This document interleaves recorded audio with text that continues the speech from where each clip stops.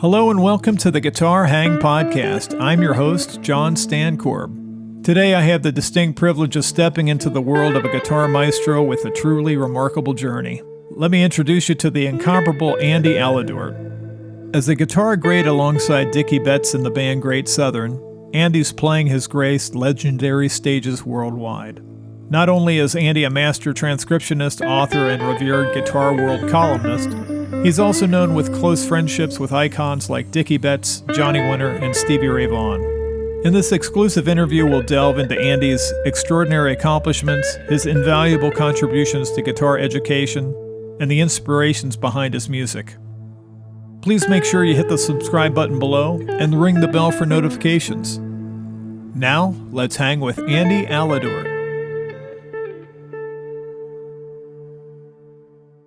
It was a number of years ago. It was at least 20 years ago. Yeah.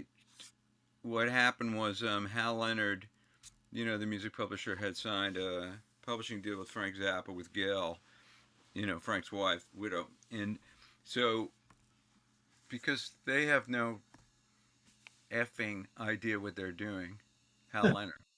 Right. So, oh, well, we just signed Frank Zappa to a print deal, like, what should we do? And we want to do matching folios, which meant books that were specific albums. And they're like, he has 68 albums, or, however many albums he has. So what should we do? And I said, well, I think we should start with 4. We should do Hot Rats first. Right. And I mean, it's a little subjective, but I was just, this is fun for the podcast. Could be. You'll tell me if you think it's fun. I was introduced to the music of Frank Zappa in 1966 when I was 10 years old because my friend, who was a weirdo like me, brought to the 6th grade dance this new record called Freak Out. Yeah. And I'm sorry, stuff is falling over. So it was really funny, like it was the 6th grade dance in 1966, and I don't know, we were listening.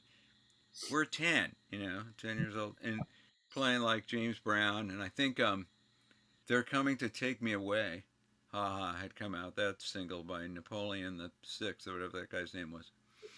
Where the flip side of the single was the same record backwards. I don't know if you remember any of that. So there was some, it was 66. There was some weird stuff going on, but nothing weirder than Freak Out. Sure. Yeah. And so he put it on. I loved it. And then everybody, I think they threw us out of the dance. And, I was like, this is great. So anyway, all these years later, they say, what should we do? So I said, let's do Hot Rats first. And then Apostrophe. And then Overnight. Okay. And then it was a little bit of a walk. And now I feel a little differently about it. But at the time I said Overnight, I said One Size Fits All. Just because they were sort of consecutive, Right. So Hot Rats, Apostrophe, Overnight Sensation, One Size Fits All. Right. I mean, Overnight comes before Apostrophe. I don't want anybody writing nasty letters. But Right. I just thought that, if you're going to do 2, Hot Rats, Apostrophe. Yeah. So I did those 2. And I made like $1 a week. Like, it was so hard. But Dweezil approved the transcriptions at the time. And I did speak with Gail a few times on the phone. And I have to say she was terrific. And so that's when it was. And another just sort of fun trivia thing, or whatever you want to call it, detail of this is when they put out the Hot Rats book, the transcription book, the cover of the book looked old and used and had a coffee ring on it.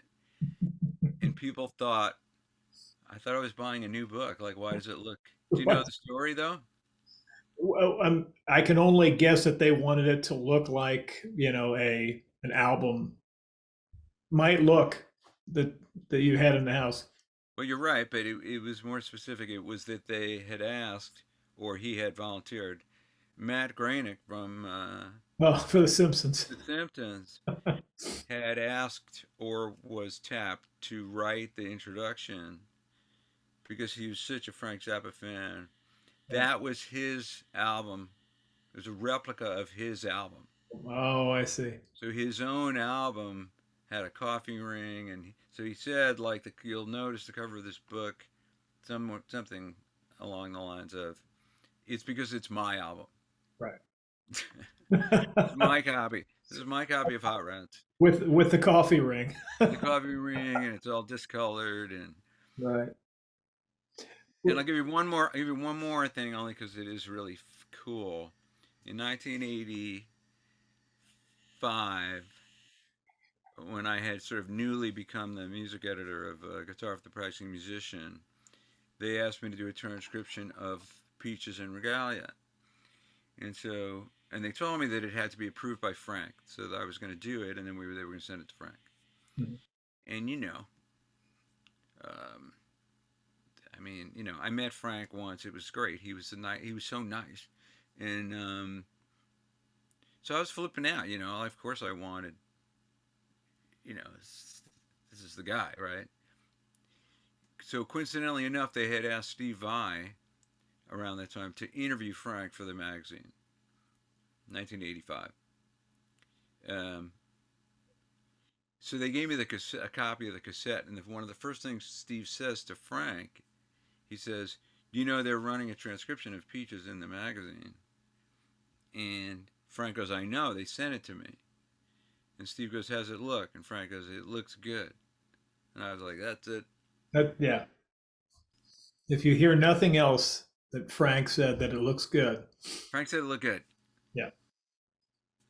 Yeah. That's and the one thing about transcribing those particular albums is that while it's very complex, very dense, um, it's not exactly Man from Utopia dense. I mean, in terms of, I mean, it seems like there's a lot of interesting rhythmic things happening, nested rhythms, all sorts of wild and crazy stuff, but very accessible melodies. Um, I would agree to a certain extent. I mean, one thing you're making me think of is, and again for Zappophiles, this is kind of a fun thing. I was listening to 6 months ago or something, "Wild Love" from Shake Your Booty, Yeah. and there's this section,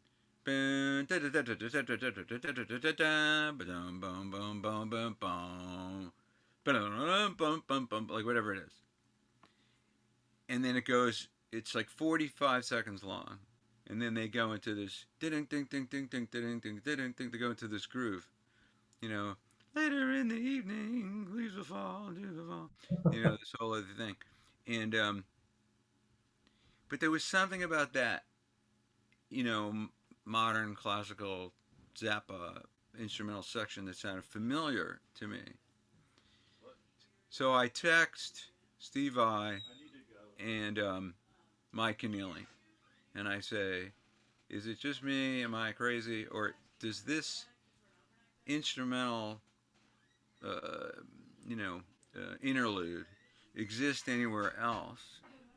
And they both wrote back right away with different things. Um, but Mike Keneally was correct. But Steve was a little unsure, but without going too nuts. Basically, it's the theme from Sinister Footwear 2.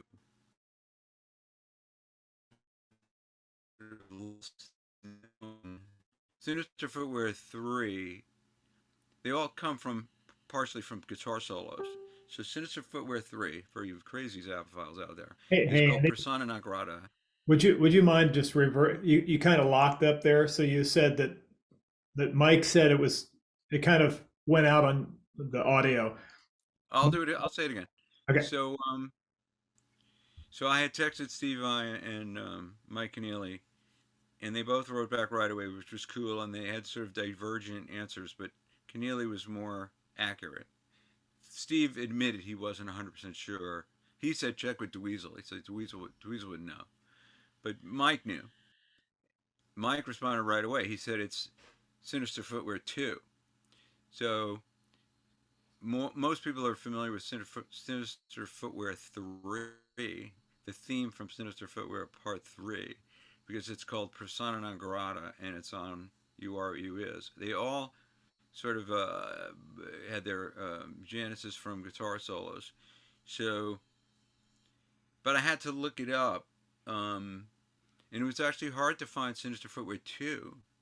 And then there is a Sinister Footwear 1. Right. And the genealogy of this one piece of music. And like I said, I was listening to Wild Love and I heard this thing Yeah. and I went, well, Frank has a lot of things that sound like this. Like, for instance, that's why Steve said, I think this is called Rollo Interior and it's from 72, Yeah. but it's not, it wasn't. Rollo Interior is down.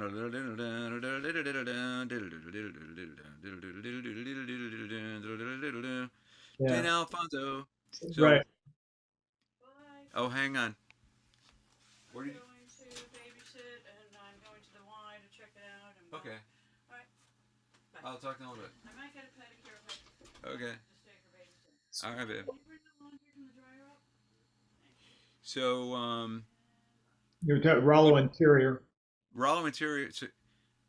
So Steve, as I said, was unsure, but it was one of the first things he had to learn. But I was amazed that it went all the way back to 72. It was really early. Is that the Ruth Underwood thing that has all the two chords in it? There was a, Uh, I remember reading it, maybe seeing an interview with Ruth. She was talking about Rollo, and she had received this piece of music, and it was just all these two chords. She had played through some of it, but I, yeah, yeah. I'm not sure that whether that was Rollo, um, because she talks about the Black Page a lot, and they play the Black Page. Her and Joe Travers in the documentary okay, Zappa, the Alex Winter documentary, which is amazing. But you're right. I don't remember if that's the one with the sus two chords. But she does talk about Rollo Interior. But Rollo Interior ended up in St. Alfonso's. right, But that's why Steve was like, I'm not, I don't think I'm right. And ultimately, I did look up the genealogy, the complete history of Sinister Footwear 2. This is what's so amazing about Frank. Like, we all know he's a genius, right, but we're taking one, like, molecule of a thing that is extracted from another thing that's extracted from another thing. This is one of hundreds and hundreds of things that Frank has done. right, And so it turns out that Sinister Footwear 2 was just this thing he wrote, like among the many, many things that he wrote. And it went through all of these different incarnations. And at one point, it was just referred to as C instruments because somebody had written at the top of the page for C instruments because it wasn't written in a transposing manner. right. So without recounting all of that, which I can't remember anyway, it's so Right. it's so complicated. But what was fun was being able to ask guys like Mike and Oh Steve, yeah. no, and Steve was like, um, "I commend you on your sleuthing." Yeah. I, it. I think it would be very interesting to uh, put some context to this. At the moment that you set out to transcribe those works or any of the other stuff, I know that you've done some Randy Rhodes things, quite a vast amount of things that you've transcribed. You were doing it in a day where there was probably half speed cassette decks, at, We need to go before that. even before that. So I don't think any modern guitar player that's sitting with their laptop that has any kind of riff station looping device can Or remember, YouTube. or YouTube. You can YouTube. Yeah, you can choose the speed on YouTube. it was incredibly difficult to transcribe stuff off of vinyl, or it was, to say painstaking just doesn't cut it. No, it doesn't. But it's like the why it's the Dana Carvey, Frankie Old Man. Right. Back in my Like day. why in my day, back in my, we had to walk to school 6 miles uphill in the snow both ways, stuff like that. And my favorite one from Dana Carvey, he would say, why in my day, we didn't have those thin latex condoms where you could feel everything. We had a rabbit pelt, and things broke, and you had to use the same rabbit pelt all the time, and you couldn't feel anything, and we liked it. Like And that's just the way it should have stayed. Things were better yeah, in my day. So I'll just tell you this because it's fun. When I was it's fun, I think it's fun. In 1972, I was 16, and my drummer's older brother took me and him took us to Carnegie Hall, July of '72. It was called Newport Jazz Festival at Carnegie Hall, and yeah. it was Cannibal Adderley Quintet, uh, and some new band called the Mahavishnu Orchestra. Oh yeah. '72. They had one album that had just come out, Intermounting Flame, and so I'm 16, sitting in the balcony, the first balcony, great seats, right in the center. Cannibal Adderley was amazing. Oscar Peterson was amazing. And then this group comes out, and there's like a clear giant drum set with a gong, and the drummer looks like the Hulk, like Boy, the come. big, but he's Yeah, a black guy, yeah. and into my memory, he was wearing a vest, so you could see all his muscles, and he just him walking out. I was like, man, like what's up with that dude? Something's up with that dude. And then the whole group looked like they didn't even belong together. Like they just, Yeah, Rick you know, Laird and the yeah. I mean, Rick looked like John. They would wear white, Yeah. suits, but Jan Hammer kind of looked like an accountant, Yeah. and then Sure. Jerry Goodman had like all this hair. Right, yeah. Like it was like, and then McLaughlin had short hair and a double neck, and it was just like before they played a note, it was like you just looked at them and you were like, Yeah, what the hell is this? something's going to happen, and then they hit the first chord of Meeting of the Spirits, and but anyhow, we bought the record, and so just to go back, Yeah. and me and my drummer, we're trying to learn Vital Transformation.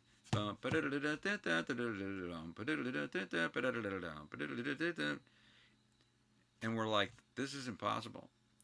So he goes, put the turntable on 16. Yeah. So this is the earliest version of how to slow shit down. So on 16 it went bum, but and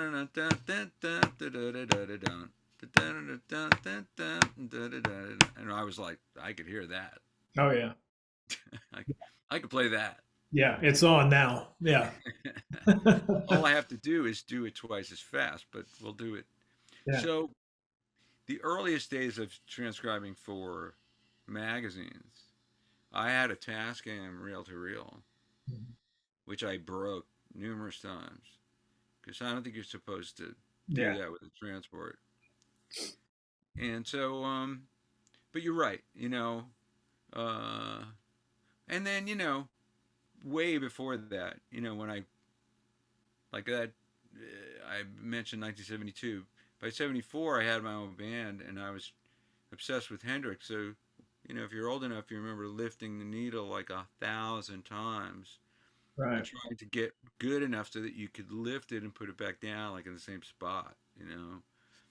And so, I tell students still to this day, there's nothing like regular old ear training, Yeah. It's the you best. know. But I also think all's fair in love and war, It, I use half speed on YouTube, if I'm trying to figure out John Scofield riffs or something that are like so difficult to hear and I want to get the pitches, you know. Right. So it's all. I mean, it's still your ear. You're still Right. so. I don't know. Every it's different for every generation. In the end, it comes down to what you want to get out of it, how serious you are. It's up to each person. You get out of it what you put in. So some people say, like a guy just yesterday, he's in his 60s. He's never played a note in his life. He's never played an instrument, and he just decided, you know what, I think I'd like to try to play. Like, am I? Is it silly for me to do this at 64 years old? And I said no, because you love music. So don't think about any, like, just start to learn songs and play them, Right. because it's daunting, to think, oh God, like, am I gonna have to learn scales and theory? And it makes me think of a Frank Zappa quote where somebody asked him, if you want to be a serious musician, what should you start with Jimmy Reed, or should you just right away learn music theory, and, in a very serious way? Um, and Frank's answer was, you should do what you want. Like, if you like playing Elmore James songs, like, play Elmore James songs. Yeah. So anyhow, that's what I would say to anybody today. If you're serious, I guess the main point is, if you're serious, you'll find the way to develop your musicianship in the way that's going to help you, get where you want to go. It's it's exciting to think that because we're essentially contemporaries, you might be a little bit. I was born 65, but be that as it may, we came up in a period of time where within a rough 10 or 15-year period, you were able to, especially growing up in New York, you're likely to be able to see Kenny Burrell, Pat Martino, uh, Al Di Meola, John McLaughlin, but then see Jeff Beck, Johnny Winter, Dwayne Allman, Miles Davis, all in that period of time. I can't imagine that there will ever be anything more fertile than that, not only for guitar, but just musicians in general. That'll never happen again. And we were right there in it. Where are you from, John? Cincinnati, Ohio. So Okay. I grew up, my first musical influences were Cincinnati's kind of proud of their funk heritage. Bootsy Collins, James Brown recorded there at King Studios, and um, in the Ohio era, you had the Ohio Players, Roger Troutman, all that kind of stuff. My first guitar Rick, hero what was about what about Rick Derringer? Rick Darren. Yeah, he was from a little north, but oh, an Ohioan. Yeah, I think of him as Cincinnati, but I guess I'm not correct. yeah. But I mean, we consider they had the state anthem "Hang on Sloopy" when he was with the McCoys. But I first my first guitar hero was Ernie Isley, and then Oh I yeah, man. heard Hendrix later, and I thought, man, he's stealing all Ernie's stuff. I didn't I didn't realize it was a little bit I back. got to play with I got to play with Ernie and hang out with Ernie on one of the Jimi Hendrix tribute tours. Yeah, And he's the nicest person in the world. yeah, Plays great. He's just the coolest. So whenever anybody mentions Cincinnati, I yeah. have to mention Bogarts. Bogarts, yeah, played there. I, I performed with a Pink Floyd tribute group, Signs of Life, the American Pink Floyd. We've been touring around for 15 years. We played there, but that I've seen Bob Dylan there. Prince has played there. The Police played an after show party there. Wow. It's the seminal rock.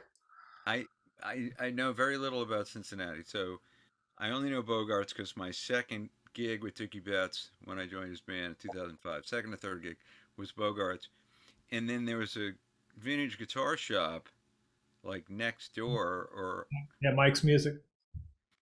And so a guy I've gotten to know very well, who I met decades ago, but in recent years we've become really good friends, is Joe Bonamassa.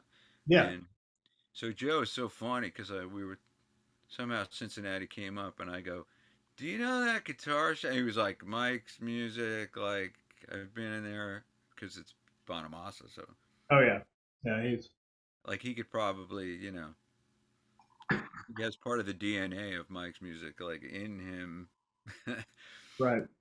And I told him this. I'll tell you just because it's funny. It's 2005, and I go in, and I was like, "This place is awesome." And I see a guitar that I've always wanted, a '66 Epiphone Wilshire Batwing headstock.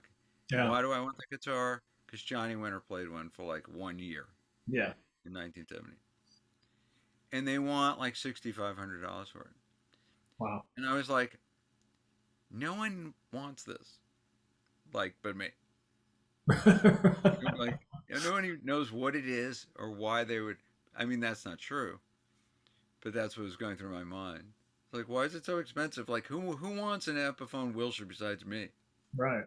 Yeah. I guess somebody. Yeah. I don't get that whole vintage. I mean, the closest that I have to this is an Andy Summers style guitar, Nice. but it's a relic. It's a Nash. Oh, great guitar. I love Nash guitars. Yeah, but it's fantastic. So Yeah. I've never really gotten into the whole vintage world.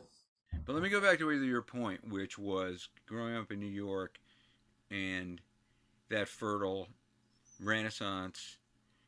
You know, I mean, I just missed getting to go to Woodstock. So, like, the whole, but I've talked about it a lot, Um,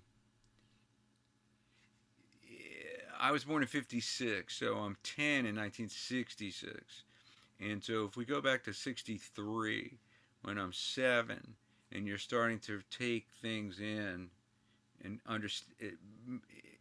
understand them more than you when you're 7, more than you did when you were 6. And then the Beatles were on Ed Sullivan, and in 1963 when I was 7. So like all of this stuff starts waking up inside of you, and all these connections.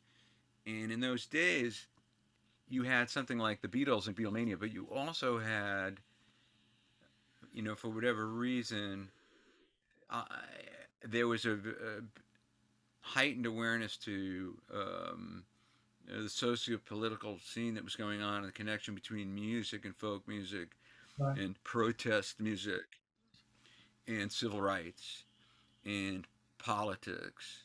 And Bob Dylan was a big part of that. He was a figurehead of that. Oh, what's the meaning of Hard Rain's Gonna Fall? What's the meaning of Blowing in the Wind? Like Right. that. These are things you need to think about. And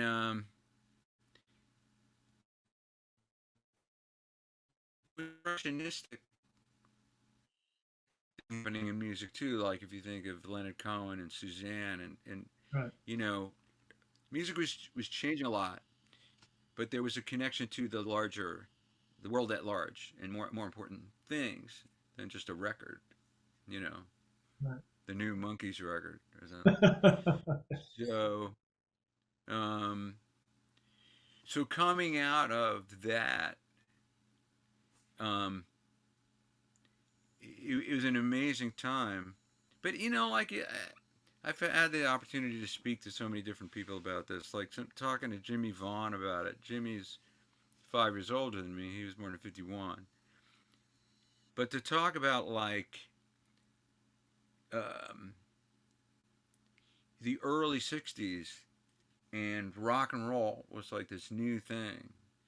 And before the Beatles showed up, you had all these great records by the Beach Boys, and like "Dang Me" by Roger Miller, and you know you could go back and just look at Billboard 1962.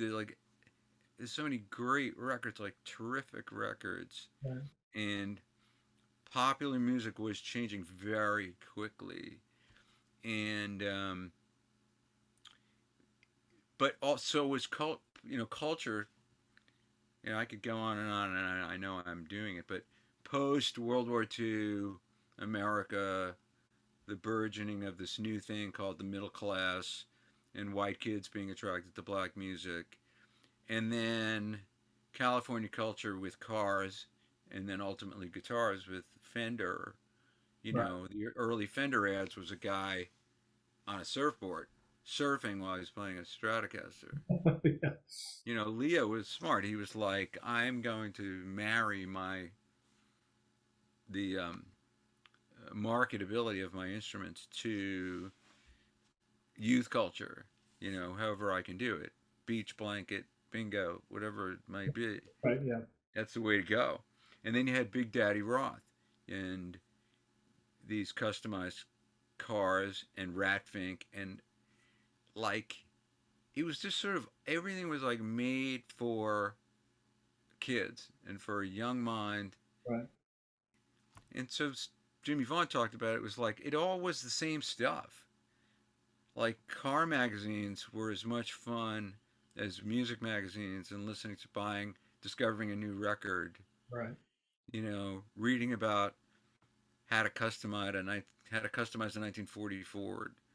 And I was just saying to my friend yesterday, like the other thing about Leo, which is cool, is like this thing.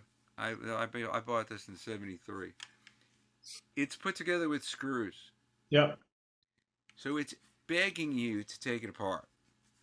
If you're one of those kind of people, it's just asking you to get a screwdriver and take it, which is the first thing I did when I got my guitar. Was I just took it apart completely and then put it back just to see what it was. You can't do that with a Gibson. Right. But so all of these things, it was an amazing time, socio-politically. My sister's 3 years older. In 1968, so she's 15, and this French kid comes that she met somewhere, comes to visit her. He's 17, and he's sitting in her room telling her about the Paris riots in 1968. Right. It just happened. Right. And I'm hearing this, Right. and I'm 12. And so, I don't know. It was a very charged atmosphere. And then Yeah. from that, I think they just went hand in hand. And Yeah. art, and, I'm a big movie buff. So, like, the impact of European cinema on American cinema at the time was uh, significant with Truffaut and Fellini and Antonioni and all that stuff. So that was the Beatles were a perfect example. What can we do that nobody did? This was thrown on everyone to push the boundaries. So yeah, I got to study with Pat Martino. I didn't even it wasn't just that I got to go see him. Right. I got to study with him and sit with him in his apartment. It was just like completely mind blowing forever. And to see John McLaughlin and Mahavishnu Orchestra in '72 and '73 on the Birds of Fire tour. Right. Um, and there's a lot of guys I didn't get to see, unfortunately, but a lot of guys I did. Yeah. Going to the Vanguard, to see Dexter Gordon or Pat Metheny or Charlie Hayden, Dewey Redman. Um, so New York is a good place to be, and you know what I will say though, now all these years later, for my son who's 31 years old, um, this generation, his generation, they get to see it all sort of on this even plane. It's sort of like if you went to a buffet Right. and everything was just there. It wasn't like, oh, this happened then 60 years ago. Because you could listen to Third Stone from the Sun now for the first time in your life. Yeah. and experience and it be a new experience. You know what I mean? Yeah, and I think that's what's so devastating is that if you think of are you experienced and think what was happening prior to that. I mean, besides Freak Out and some of the other things that were happening, most of the landscape of guitar was going to be stuff like the Ventures. If you're if you're in Britain, you're listening to Hank Marvin. It's just kind of fun partying stuff. You might hear Dwayne Eddy or Link Ray, Rumble or something, but generally speaking, it was a fairly fun, relaxed landscape. I can't imagine what it would be like to hear um, Are You Experienced for that track Are You Experienced or Purple Haze or any of it. I mean, it's like nothing that ever came. It was like even more massive than when Eddie came on the scene because there was nothing like that at all. I just can't imagine for a young guitar player what that would have been like.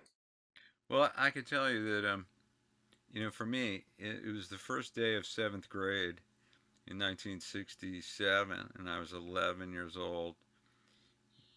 First day at a new school at the junior high school, and I had decided, that I would go to my friend's house.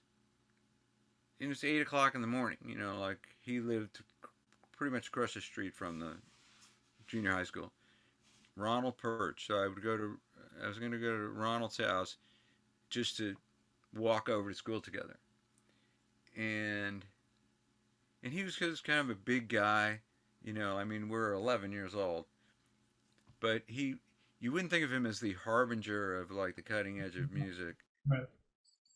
His sister was my sister's age. It turned out his sister really was like, she was on it, man. Like, so I don't know. She was probably helpful. But it's 8 a.m. and I walk in and he goes, "Oh man, you got to hear this record. Like, this is the greatest music ever that ever existed." And he puts on Purple Haze. And he's like, "Isn't it amazing?" And I said, "I don't know. Like, I don't know what I'm hearing." Because it literally sounded like the room was spinning, especially when you get to the end, Oh where yeah. it sort of does sound like it's spinning. Yeah. It's just the voices, those disembodied voices going Purple Haze. And then he's got the sped up guitars going. Yeah. And I mean, I was a huge Beatle fan and a Dylan fan at that point. I was listening to a lot of music Right. by then. But uh, he was already like, this is the greatest music. That's it. Right. I wasn't sold yet because I was like, I can't even take it in. Like Yeah. It's too. it's so new. It's so unique. And then the second song is Manic Depression. It's like what? Come on. So but what it's I feel the same way about uh, all the music that I've heard that when it was new. Um, the excitement that's in the Charlie Parker records from 1947 and 48 and the birth of bebop can't be extracted from the record. The musicians themselves have never heard music like this. So they are as excited as everybody else, I think. Right. Like I think when you listen to Manic Depression, you hear three guys playing like, man, Yeah. we've never fucking heard shit like this. And Cream, Cream too. all this, all this live Cream bootlegs that are just like one of my favorites is the Grandy Ballroom, March of '68. Like that was their whole point. Like we are gonna mess this shit up like as much as we can. Like it needs to be. I mean, Ginger Baker in the documentary, he would say we would play, and our attitude was cop this. Right. We're rock and roll guys playing like jazz guys. Because we are just playing with complete freedom, as complete as we can within our capabilities. And uh, so I guess my point is only that, like John, it's interesting. Robin Trower said something interesting to me once. He said the first incarnation of any style of music is always the best Right. because every um Iteration. iteration that follows is um, building on something that at, at first was completely new and different. And it's interesting coming from Robin Trower, a guy accused of copying, you know, Hendrix, and he's saying, "Oh, it's the first iteration is always the greatest thing of all, and everything else falls way short." Right. But he was talking about the first iteration of rock and roll was rockabilly, and he said the excitement that you hear in like Elvis's Sun Sessions Yeah. and Gene Vincent and he's British, so Yeah. the all the British guys, like Jimmy Page and Ritchie Blackmore and Jeff Beck, Yeah. um, have all talked about, they heard rockabilly in Les Paul. Yeah. Cliff Gallup and that. Yeah. That whole. Yeah, and it was like, well, what is this? Like this is. And Jimmy Vaughn mentioned to me a record called Space Guitar by Buddy Guy. No, sorry, Johnny Guitar Watson. Space Guitar. It's from 1958 or something. Yeah. And it's as crazy sounding as like anything by Jimi Hendrix. Yeah. But it was 1958. It's crazy. It's just purposely, or I don't know if you read the Sam Phillips book, which is a great book by Pete Guralnick, the man who invented rock and roll. And Sam Phillips' whole thing was, you know, like the whole thing of like, let's get gone. Let's get way out. Right. Like what does that mean? You know, like Carl Perkins, crazy man. It's got to be crazy. You um, I think Billy Riley and the Spaceman or something had a record. That, Sam Phillips' whole thing was like, that's what we need to be doing. Right. Like make records where people go like, these people are crazy. Right. Yeah, like a pop version of Sun Ra or something. Yeah, like it has to be nuts. Let's. So that's what's so cool. Let's capture that craziness. Get it on the record. Yeah. And so, uh, I mean, every time people say, "Well, it doesn't exist today," or "It's a rarity," I mean, that may be the case. We can't go back in time. You Right. know, we can't. And then we don't know what it's like to be 20 years old Right. today. Sure. So that's the beauty of it to me is to a 10-year-old or a 12-year-old today, they're in that phase that we were in at that time. I think the thing that seems a little bit different is that there's so many things vying for a 12-year-old's attention right now. And for us, if we didn't have music, we would have sports. And if we weren't sports kids, we might have been introverted watching TV or reading books or whatever. But the point, there's just not a lot on TV. You'd have to seek out things. And at your best, you might get a cool book to read or a nice album to listen to. If you had older siblings, you might be able to be hip to some of the newer stuff that's coming out, but there's just not that much. It was not as technicolor as it is now. It seemed pretty, I guess at the time, maybe it seemed like it was, but compared to what kids have now, there's so much. I can't imagine how anybody that's 12 could get turned on by Dwayne Allman. Well, they are, but the point that you make, which is very, very valid, is for quite a while now, like from my children's entire lives, it's just been pure information overload. Right. And this device that might as well be called crack because it's so addictive, even for guys our generation. I pick up that phone 100 times a day more than I would like for no good reason, Right. you know. And it's funny. I remember reading like Wuthering Heights or something when I was 15. So in 1971, I'm reading about what it was like in the 1700s or 1800s, whatever era Wuthering Heights is set. And for people at the time, like the nearest neighbor was like 3 miles away, Right. and there was no telephones or TVs or record players or anything like that. And I was like, man, that must have been great because it was just you and your thoughts. Like, how wonderful is that? Right.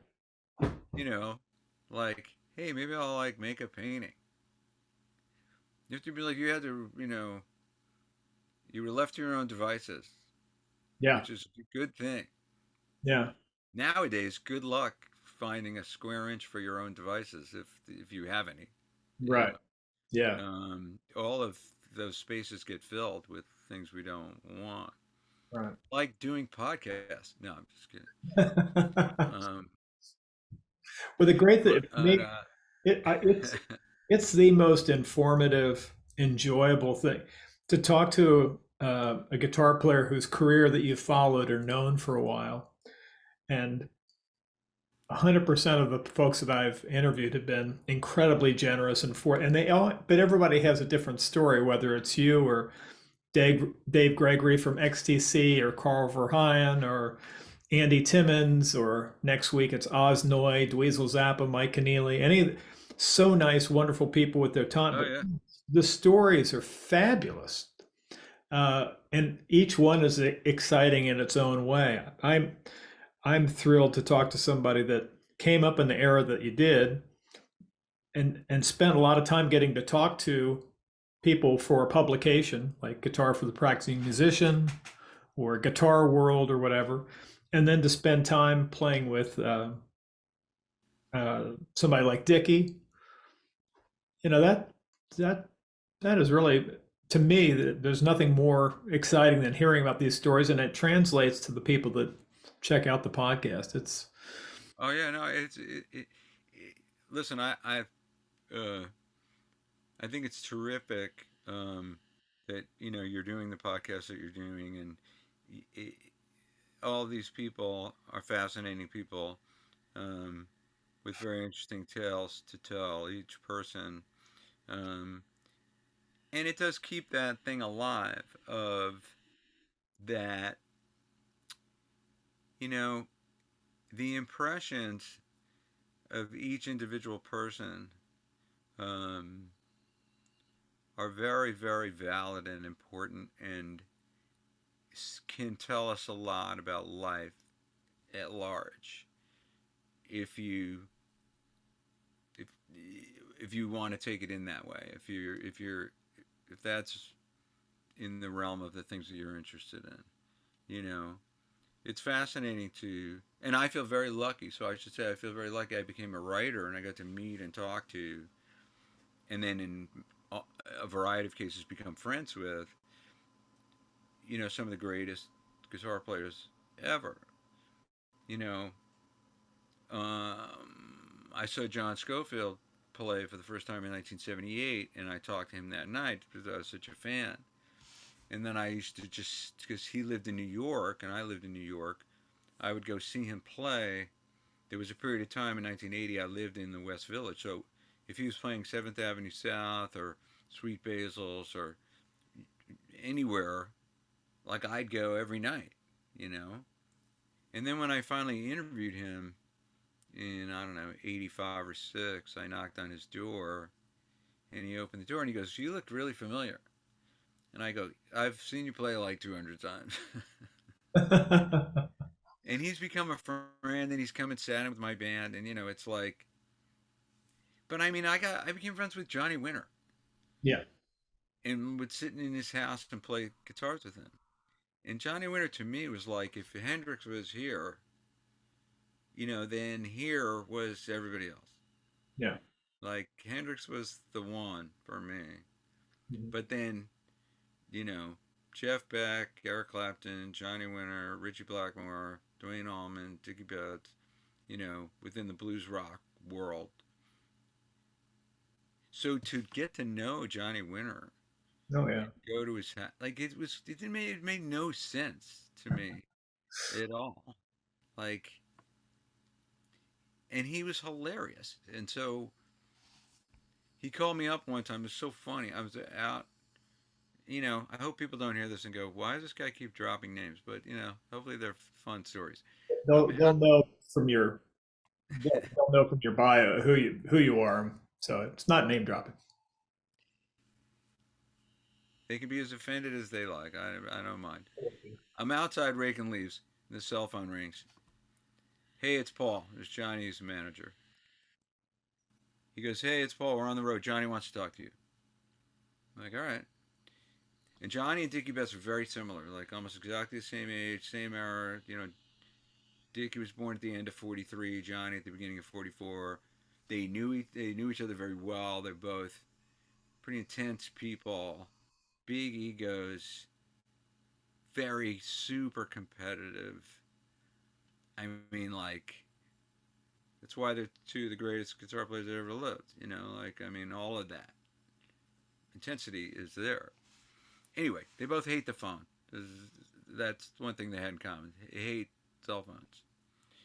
You learn quickly that you can't lend Dickie Betts your cell phone because he'll say, "Oh, hey, can I use your cell phone?" And he'll take it.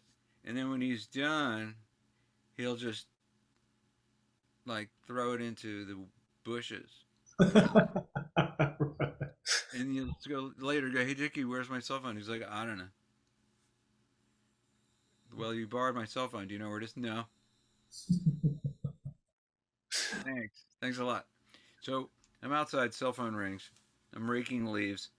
"Hey, Andy, it's Paul. Johnny, we're on the road. Johnny wants to talk to you."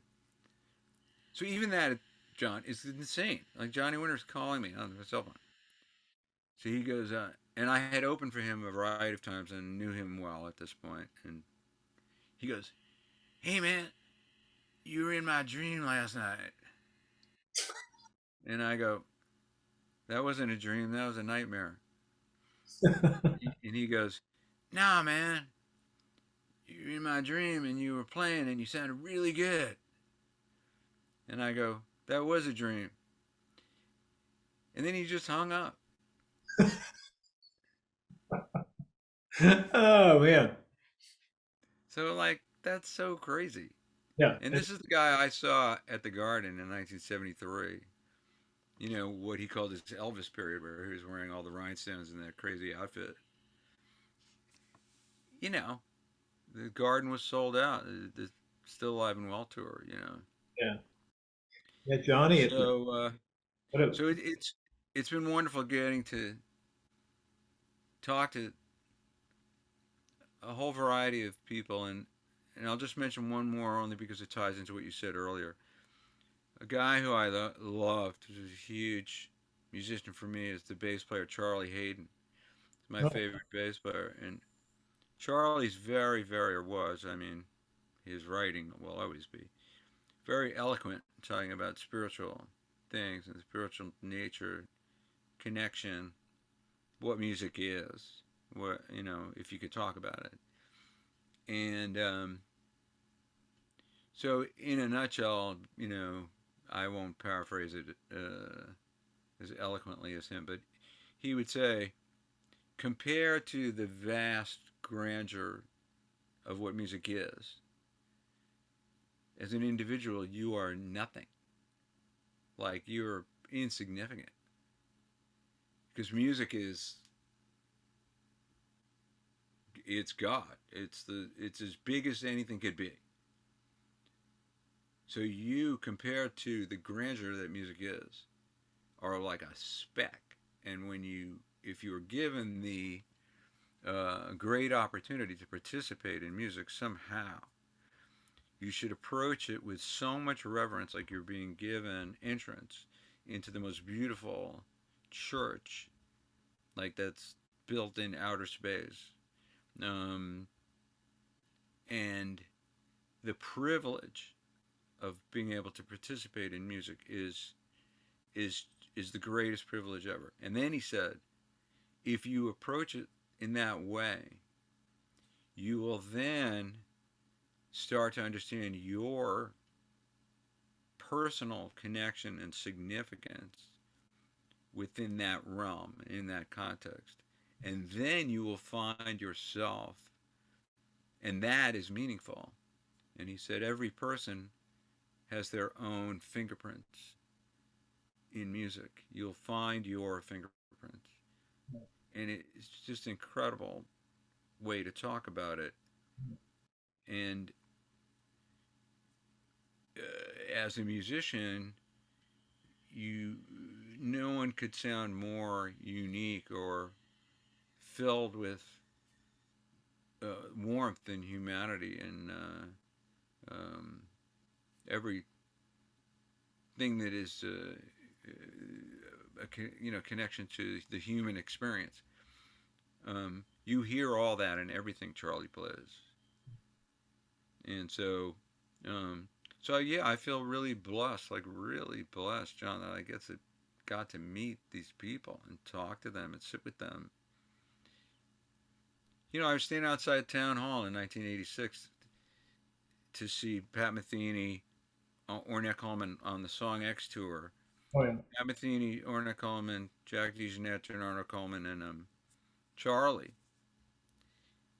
And this was like a big event. It's considered a big record and a major event, and so town hall is teeming outside, with people. And a cab pulls up, and Charlie Hayden gets out, and I had met him by then. So I got to say, "Hey, Charlie," and he's like, hey man, how are you doing?" It's like, I know Charlie Hayden. Like, what are you kidding? Yeah. Yeah. Yeah. It's really nice when your heroes are able to walk among us and treat us, and it happens on all levels. Andy Timmons was saying, he was talking to his son about, because he gets approached from time to time when they're out, and he said, his son was like, do you know that guy? And he goes, oh yeah. I mean, it's like it's a community. It's like there's a connection there that supersedes everything else, and it's just wonderful when you find out that these heroes that you had or carry with you are warm and caring individuals. And in my experience, John, I would say that, without exception, the people who I consider the greatest have been the nicest people also. Yeah. And it dawned on me very quickly that there had to be a connection, had to be a reason for that.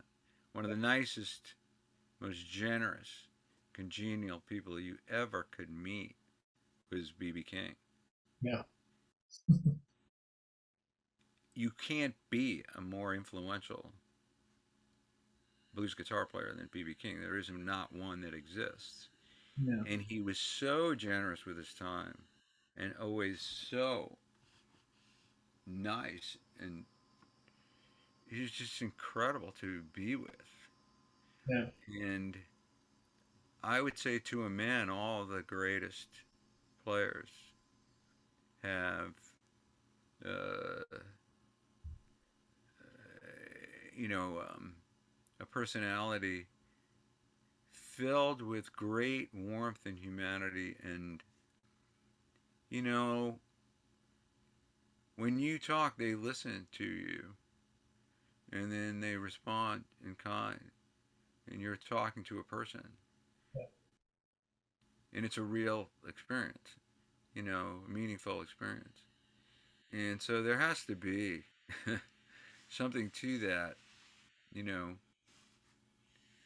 A guy who was a very strange person that I got to meet and spend a day with was Eddie Van Halen. But he was very warm, I have to say. And there was no baloney about him at all. But it was almost like he was too sensitive. I don't want anybody to be offended by this at all. I don't mean it that way. But you could tell he was a very sensitive person. So you have on the one hand, like they would say that about Hendrix, you have on the one hand like this really aggressive guitar player who's like when he plays, he is crushing you. But then when you sit and talk with him, he's this very sweet person who had no qualms about talking about his insecurities and his Yeah. what he viewed as his strengths and his weaknesses, and Yeah. it didn't come with having a very strong ego and a very strong sense of himself. You, I don't think he would be who he was without that. Yeah. You know what I mean? I think that's what you're struck with when you see him interviewed on the Dick Cavett show is just how warm and very, very sensitive and laid back and demure almost, very, Oh, Jimmy. yeah, Jimmy, that not really wanting to seek a lot of the adulation and any of that kind of stuff, very self-deprecating and, you Yeah. know, Well, the best line was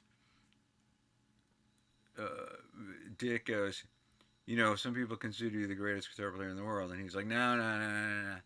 And so as a joke, Cavett goes, how about you're the best guitar player in this TV studio? And Jimmy goes, how about I'm the best guitar player sitting in this chair? yeah, yeah. And then the other thing I loved is he said, did you get any hate mail for the way you did play the Star Spangled Banner? And he goes, hate mail? Like, why would I get hate mail? And he goes, well, it was, pretty unorthodox. And Jimmy goes, unorthodox? He goes, I thought it was beautiful. So people start cheering, Yeah. and Jimmy goes like this, but then he goes like this. Yeah. Sort of like right in the moment, like, well, you could do this, and we all know, but you could do this. Yeah. Like it's just so much about his. It's just so terrific, like in that split second, and then he goes. Yeah. So for those just listening, what I did was the peace sign, Right. but then immediately after he just put his two fingers down the other way, sort of like, Yeah. does it matter? Got it right. You know? Yeah. It seems like there's so many of those tragic, so-called tragic characters in rock and roll, whether it be Sid Barrett or Jimmy. All they want to amp up is drug overdose, or in Sid's case, somebody that was just went nuts, whatever, and they don't really take into consideration the people that knew them as being very upbeat, warm. For the Sure. In Sid's case, prior to the being sick, he was spent a lot of time being happy, and Right. having a positive, wonderful upbeat. It's just very easy to create these dramas like a Marilyn Monroe thing or tragedy or Jimi Hendrix thing or Sid Barrett, and just not think about any of the more wonderful aspects of their persona. Well, when someone becomes so iconic and larger than life, um, the hardest thing to find out is what they were like as regular people. Right. You know, because who's going to write about that? And the only people that can write about that are people that would see that side of the person, which is going to be not most people. And that's why so many biographies of musicians or artists they fall so short because everything is based on their accomplishments, the writing. And those are easy things to research. Yeah. When Alan Paul and I wrote the book about Stevie Ray Vaughan, Alan was approached to write the book because he had written a Allman Brothers book, One Way Out, which was a successful book, and they asked him, "Do you want to write another book?" And he said he wanted to write a book about Stevie Ray Vaughan, but he never met Stevie, and I had, and so he wanted to write the book with me because I had personal experiences with Stevie, and interviewed him 4 times and got to play with him one time just in a dressing room. And we were almost the same age. He was a year and a couple months older than me. And so I could speak from personal experience. But then not only that, I'm a guitar player, and I had become really close with Double Trouble, Stevie's band, and had recorded with them and played shows with them. And so, um, uh, what the heck was my point going to be? Um, uh, so in writing the book, I could draw on my own personal experiences of having known. I could talk about him as a person, just as a guy, like Hendrix sitting in the chair with Dick Cavett, and you see a personality that you would never see watching Jimmy at Monterey or something. Like you have no idea. Um, but thank God, Jimmy Vaughn.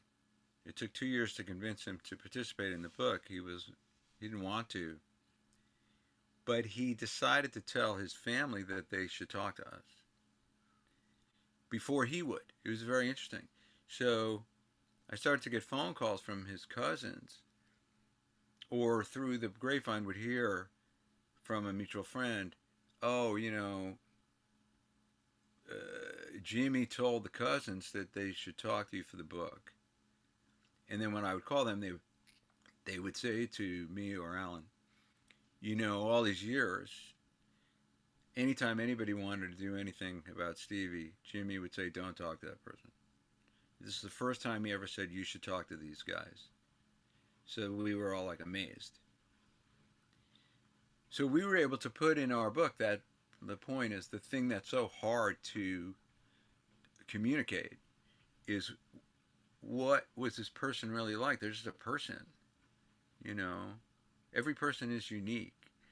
But you can find out about, once people become famous, their accomplishments, their gold records and their tours and their awards and what they said in interviews when they were famous.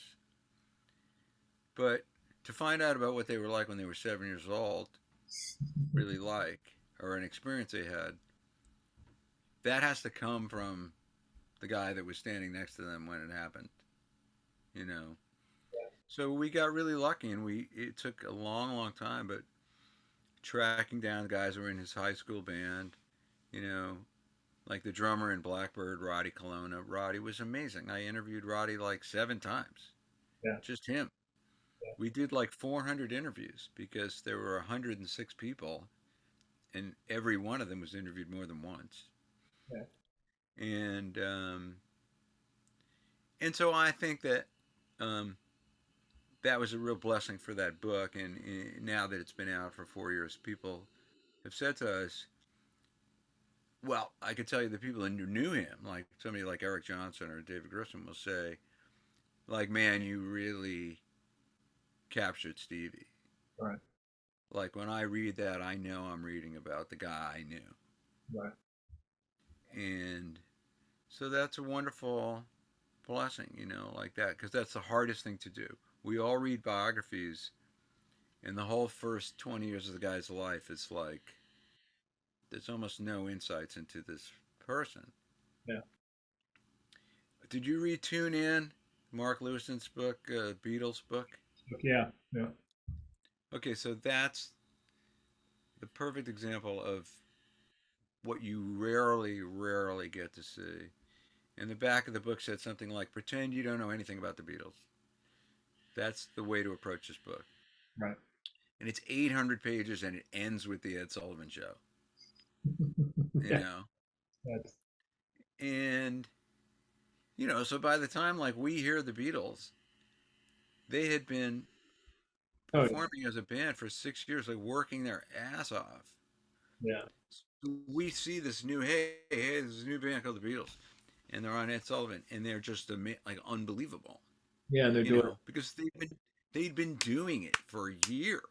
6 hours a night in Hamburg, very sleeping in five or six people sleeping in a tiny room with 2.5 beds, just a real rough, almost military style training ground. Are you a fan of the Christmas records, the Beatles Christmas records? No, I mean I think they're kind of fun in retrospect, and I can kind of see why they did them. But at the same, I didn't really get into them that much. Okay. I'm a fanatic.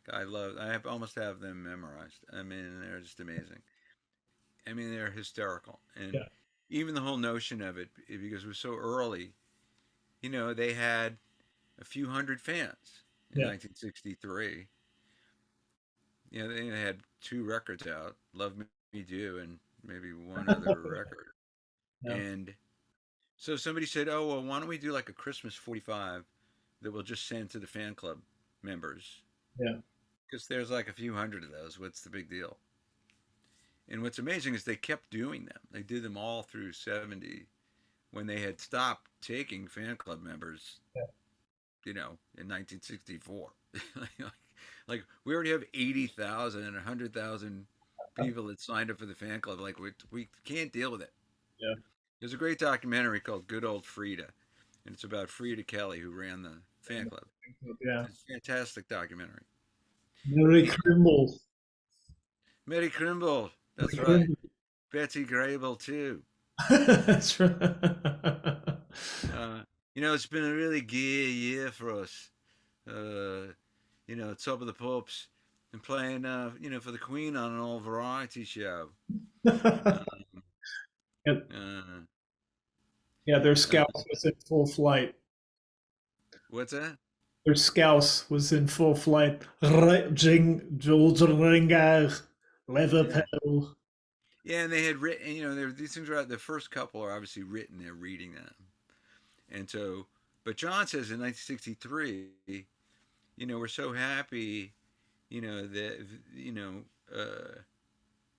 that you like our type of music that for us has been our kind of music for several years already. And he says this in 1963, Right. but it Yeah. was true. By 63, they had been working at this for 5 years, like crazy people. And so that's why they were so amazing from the Right. first moment. Yeah. They were like a four-headed monster. Yeah. And it's just really, you know, like a group was a new thing. Yeah. There weren't groups. There was Elvis. Self writing, when you have writing intact of a group. Right. You had the Beach Boys. Like there was a little bit. Yeah. For the most part, the charts were individuals um, with writers, who wrote for them. And on the, outside of pop at the time, you did have Bob Dylan. Right. And then you did have it a lot in country music, but I grew up in New York, so I wasn't exposed. It wasn't until later that I heard the early '60s records of George Jones or Merle Haggard or somebody like that. Yeah. That were writing like in the realm of country. Yeah. They were writing their own songs and they were individuals. And then we find out, Johnny Cash. We find out later. If you were from uh, Memphis Yeah. and born 10 years earlier than me and born in 1946, well, then that would have been your experience. You would have seen and heard those guys. Yeah. So, anyway, the Beatles did talk about how, and you know this from reading the book, that they felt very lucky that they had each other to help navigate this crazy life Yeah. that they were thrust into. I can't You know, imagine having any other producer besides George Martin and what that would be like. I mean, how would they get to the next thing? Well, even when George came, organized them and just really kind of whipped them into shape and trying to figure out, okay, what kind of songs do we have? Who's going to sing what? You know, putting those pieces together because they were great frameworks of things, but they weren't fully formed. and Ringo's not allowed to play drums on "Love Me Do," Yeah, that drummer, he just passed away. Andy. Uh, yeah, I want to say his name was Andy something, but I could be wrong. We should look it up. Yeah, yeah. I do remember. Yeah, him not being allowed to play on the track, and all these years later, Ringo's regarded as the man. Yeah, it's sort of funny that for George Martin, he was like, yeah, Ringo is not Andy White. Andy White. Yeah. And Andy White is a fascinating guy. Um, sorry. Oh, I thought it was going to tell me. Oh, I looked up the wrong thing. Um, oh, because it gave me. Oh, there we go. Scottish drummer. Oh, he died in 2015. Um, he was best known for temporarily replacing Ringo Starr on drums for the first single, Let Me Do. Um, but yeah, Andy White's on a million records.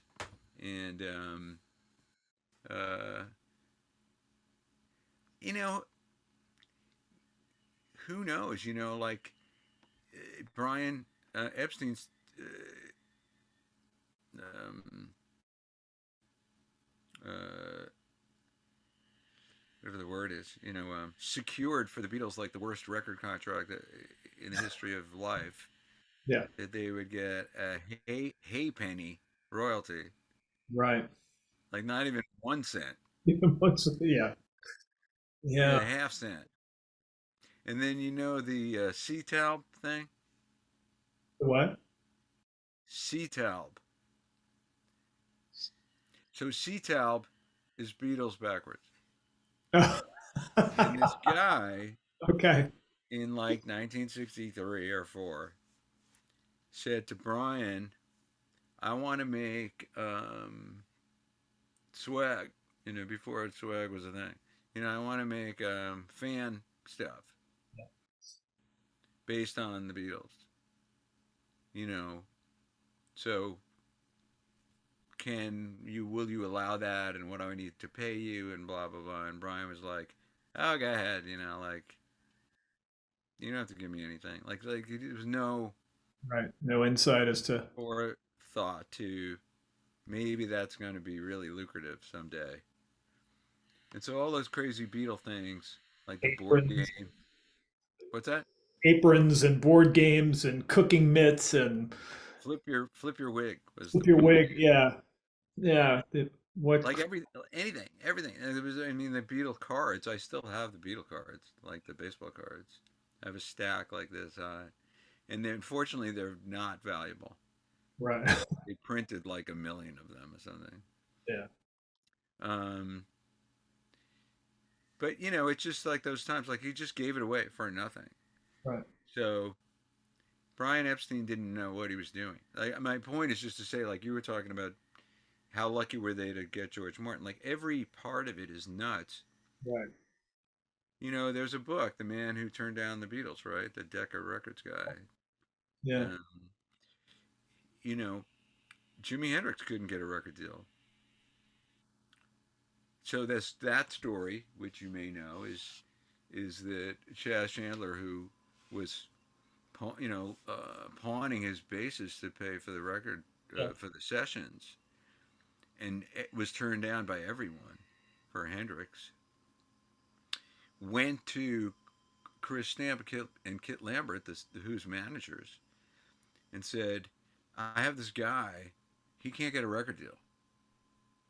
Like, and so in short order, I'm not going to tell the story correctly, but ultimately what happened was Kit Lambert and Chris Stamp started Track Records. Yeah. They started a record company so they could put out a Jimi Hendrix record. Yeah. I mean, that was why. Yeah. So now Jimi Hendrix had a record deal, you know, on Track Records. Yeah. And then that enabled him to get signed by Reprise, Warner Brothers in the States. Yeah. The If early. Jimi Hendrix can't get a record deal and the Beatles can't get a record deal, Right. Yeah. What's left for the rest of it. I think at that point there was such chicanery going on. They just wanted guys, cute guys with great hairdos, singing songs about puppy love and, young romance and all that kind of stuff, or at the best, adventure cars and things like that. I mean, for Tom Wilson to take a chance on Frank the way that he did and really not know what he was getting into until he had actually heard the finished product and was like, oh shit, what do we do? What do we do with Freak Out? Just put it Well, out. I mean, the only story I remember, so it's just part of the picture, was Frank saying that he thinks Tom Wilson wandered into the whiskey, and the mothers happened to be playing a blues song like at that moment, Yeah. and he was like, "Oh, they're long-haired guys, and everybody with long hair is signing a record deal now, and it sounds like." We're in on the West Coast, and Jefferson Airplane have a new single, and like this is the Doors, like this is what's happening. A long-haired band playing this kind of music. They might as well be like he didn't know, like maybe they'll be the Doors, Yeah. and even the Doors are pretty fascinating by themselves. I mean, you want to talk about weird band, like Yeah. weirder than hell, Yeah. and then somehow they write this song, Light My Fire, that's like so unique and incredible. It becomes this amazing hit. But yes, he had no idea, Tom, until he's got these guys assembled, and Frank's like, "Okay, check out our double album. Right. By the way, our debut is going to be a double album, Right. which means it's going to cost you twice as much money to Yeah. produce." But And they by contrast, I think it's beautiful and almost like a epic, perfect tale that John Hammond would discover Stevie. um Considering the people that are not discovered, but he was the guy that kind of got him oh, I mean, yeah, there's no two ways about it. I mean, he made Stevie's in the career line go. of the folks that Dylan and Bruce Springsteen and all the other folks. Oh, Billie Holiday, and I mean Holiday, Charlie yeah, Christian. Go back to Charlie Christian. He was oh, yeah. instrumental That's, I in having Charlie Christian join Benny Goodman's band, and the story was Benny Goodman wasn't into it. mean, You for know, and just so people understand, my understanding was that Benny Goodman wasn't his initial reaction to Charlie Christian. Charlie dressed very sort of in loud clothing. So there supposedly he had like a purple suit and like a green tie. Like he looked crazy. And Benny's initial reaction, again, if anybody out there can correct me, my skewered memory, is that his initial reaction was like, I don't need a guitar player. There aren't any guitar players, that like can play. And then they just played like one song, and he was like, he's in the band. yeah, he's yeah. I think I'll have that. Yeah, Yeah, so John Hammond, Bob Dylan, Bruce Springsteen, Billie Holiday, um, and then Chris Slayton said that John's quote was, "I haven't heard a musician as imbued with the blues spirit as Stevie since Robert Johnson." yeah, and the you and Alan would be the leading people on the face of the planet to know this. I'm just somebody that I got to meet Stevie once and was a huge fan, and he was everything I would hoped as a. He was equal parts a gunslinger. He was equal parts a superhero. He was a guitar. He was all that rolled into one, but off stage, he was the kindest, sweetest guy. But I find his story to be the most engaging because I lived in Dallas for 7 years in Grapevine, but I kind of knew the Oak Cliff area just by some folks that lived around it. And having been through there, reading the story, you spend any time there and go back to when Stevie was coming of age, that was the most rags to riches. Like, and even being in Jimmy's shadow, what he did was nothing short of miraculous. and it's in the book, like so many people said, uh, Stevie was the most unlikely person based on the way he lived his life to be a success Yeah. because he lived his life as a disaster. And he wasn't unlike Charlie Parker, where these stories of when Charlie was on stage, he was the greatest among the greatest musicians on the planet. Yeah. But it was the second that he stepped off the stage that his life was a complete, it was just in shambles. Yeah. Not that And not only did he want his own junk, but he wanted your junk too. He wanted your drug. I mean, he was very, from what I understand, a very voracious consumer of every. He just did not know when enough was. He just had to have it all. and you could say the same about, the same can be said about Steve Ray Vaughan and Charlie Parker. And Stevie said to me, he said that he had to learn that I wasn't cooler than the guy next to me because I could get higher than him. Like somehow it got all skewered in his brain that if he could do everything, everything was like a throwdown. Like I said to him, it's like every aspect of life doesn't have to be an Iron Man contest. Like I'm gonna play guitar heavier than anybody else. I'm gonna do more drugs than anybody else. I'm gonna get more fucked up than anybody else. I'm gonna be more responsible than anybody ever lived. And that's who I am. Yeah. Like that is me. And there's a million quotes, but one is Stevie said to me, he goes, "My best thinking," translated to the way I decided to live, my best thinking almost killed me. Like what I thought was the way to go was truthfully the way to go straight into my grave. Yeah. And he said, I can only credit other people for um, saving me from that and giving me the opportunity to learn that I was wrong Right. and there's another way to do it. Yeah. And in Charlie Parker's case, I mean, um, it's the junkie way, either they find their way out or they don't. And more often than not, you know, the bottom is either going to be an opportunity to turn your life around or it's the end of the story. Yeah. And so, you know, there are too many examples of that. The examples we know are famous people and oftentimes artists and musicians. But it happens every day Sure. for people who are car salesmen or, you know, life is difficult. Yeah. And If you're going to live, you're going to suffer. yeah, it's definitely hard to navigate.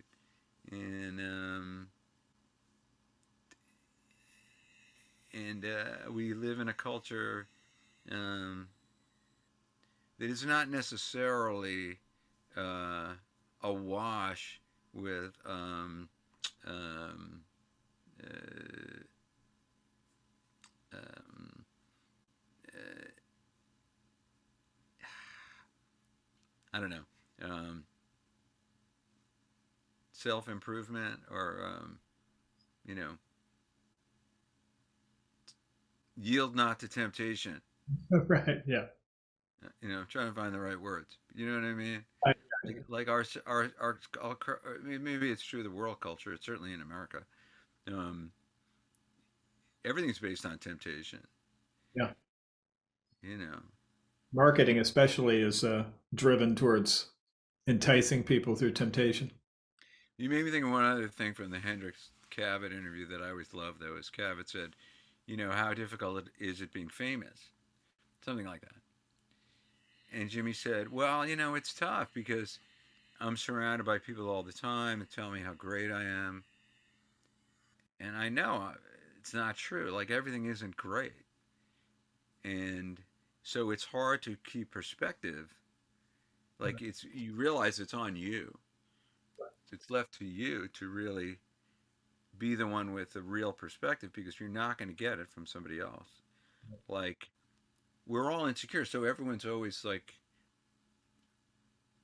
uh, learning about themselves by the way it's reflected back at you. But when you become super famous, what's being reflected back at you is not normal because people are not taking you in the same way they would a normal person. Almost every famous person has talked about, I wish I could go somewhere where nobody knows who I am. And then they just talk to me like like a guy. So, And so Jimmy went off on this whole thing about, it's very difficult to keep perspective. Everybody's telling you how great you are all the time, and and then he pauses and he goes, "But I'm digging it." yeah, yeah. Like to be honest, it's not that terrible. Right, there are some perks to it. There's some perks to being considered like the greatest musician on earth. Like Yeah, let's not complain too much. yeah.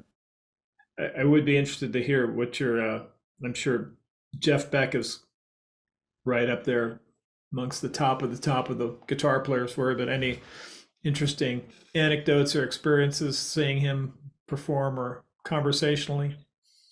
Well, I started working on a book, and I don't know if I'm going to be able to get a book deal, but it's been discussed about all my crazy experiences because I've had a variety of experiences that come from being in a unique position of being a writer and meeting these people as a writer, but also being a guitar player and, you know, being able to play up to a certain level where somebody like Dickie Betts or Mitch Mitchell and Buddy Miles and Billy Cox, would, or Double Troubles, Chris Layton, Tommy Shannon, they would want to play with me and they would say, and this is a unique thing, it just is, to be tapped to fulfill the role to a certain extent of Duane Allman when you're on stage with Dickie Betts, or Jimi Hendrix when you're on stage with Mitch Mitchell and Buddy Miles and Billy Cox,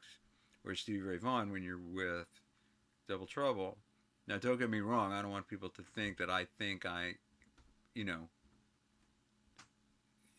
can play like those guys, and it's nothing like that. It's about being able to play with those musicians and play that music in a way that they feel good about, that they're comfortable, and they say, "Oh, your approach as a guitar player and the way you play suits this music." Not, "Wow, you play like Duane Allman." Well, part of it is playing like Duane Allman or Jimi Hendrix or playing like Stevie Ray Vaughan. But if it was just an emulation, it wouldn't have the music part in it, which is the most important part. Emulation, Rich Little doing an impersonation, it's fun, but it's not. And it's a dig that Stevie Ray Vaughan had to hear from certain people. They would say, "Well, he's just copying Albert King too much," you know. So he was criticized for that, or even for the Jimi Hendrix thing. Um, but what can you say? Everybody's different. If you're a fan enough and you listen enough, you could see that Stevie put his own twist on those things. Or Robin Trower. Trower has a very distinct way of playing that is like no one else. But his sound is so taken from sort of one slice of Jimi Hendrix from Band of Gypsies that he'll forever live by the sword, die by the sword.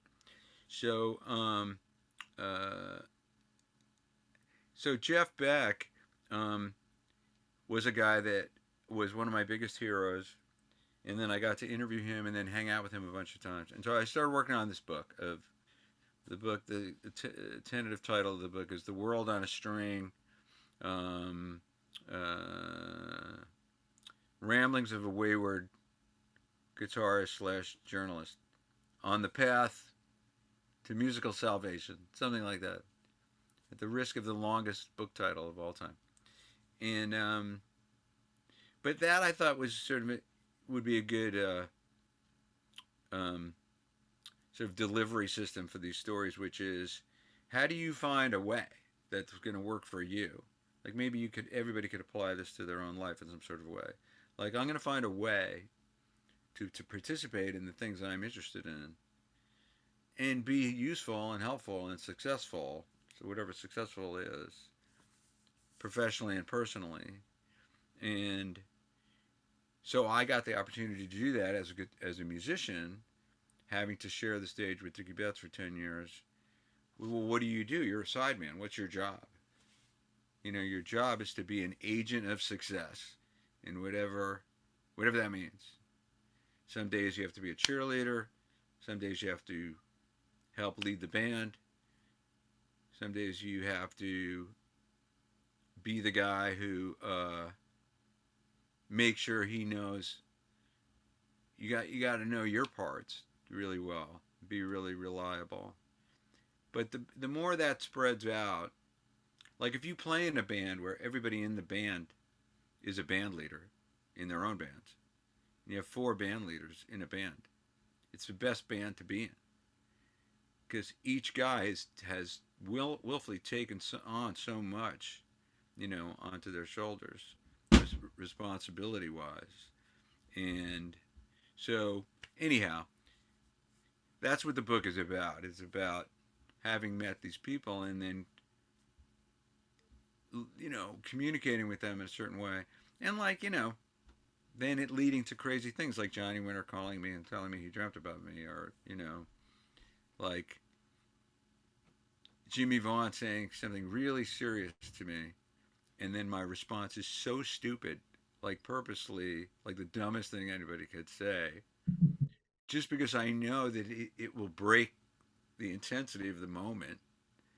So I said something to him once, like we were standing next to each other, and his wife said something to him that was very sweet. And then I just said something that was so stupid, like it was just a joke. And Jimmy just gives me this he goes, "Shut up!" And he like elbows me, like your big brother would do, like he just elbows me like really hard in the chest. He goes, "Shut up!" But on a certain level, I know that Jimmy appreciates that because he's famous. Like they're used to people tiptoeing around them. Right. Like Johnny Winter, the same thing. He didn't like it if you disagreed with him about anything. We were on a rock cruise, and it was the first day, and I was sitting in his stateroom on the cruise ship, and ZZ Top were the headliner, and it was Marshall Tucker, and it's all these different bands, and Dickie Betts, I was there with Betts, and Johnny Winter, Edgar Winter, and Steppenwolf were one of the bands on the cruise, and of course it was just John Kay, like everybody else was not an original Steppenwolf member, but it was Steppenwolf. So I said to Johnny, it's the afternoon, I go, "Hey Johnny, Steppenwolf are playing tonight, and I think I'm going to check them out. I've never seen them." And he looks at me, he goes, "Steppenwolf suck.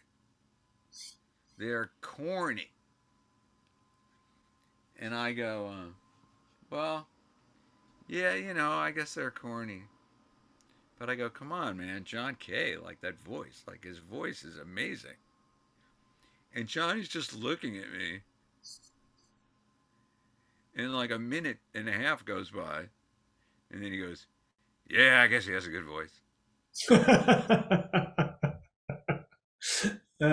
Fine. Like they're not used to.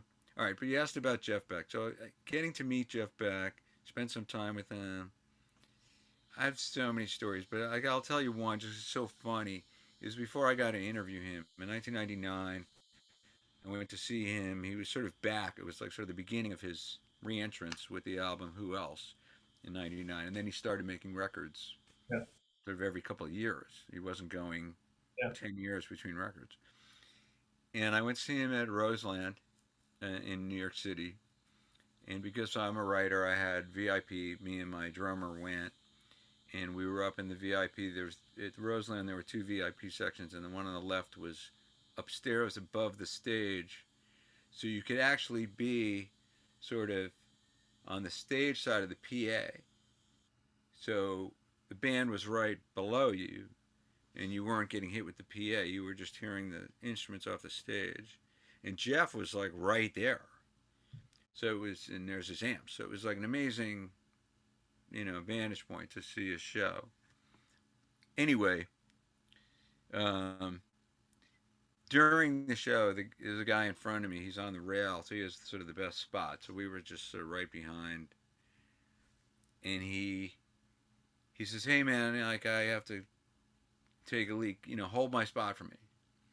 And I go, "Sure." So he goes, and I'm on the rail, and then he comes back, and I go, "Here you go," and give him his spot again. And he was very drunk. And he goes, "Oh, do you guys want some drink tickets?"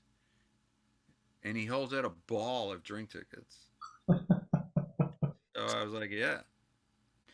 And so my drummer and I, we were like, "Waitress." So we had like 10 beers each, you know, like the Coneheads. Yeah, And we got drunk.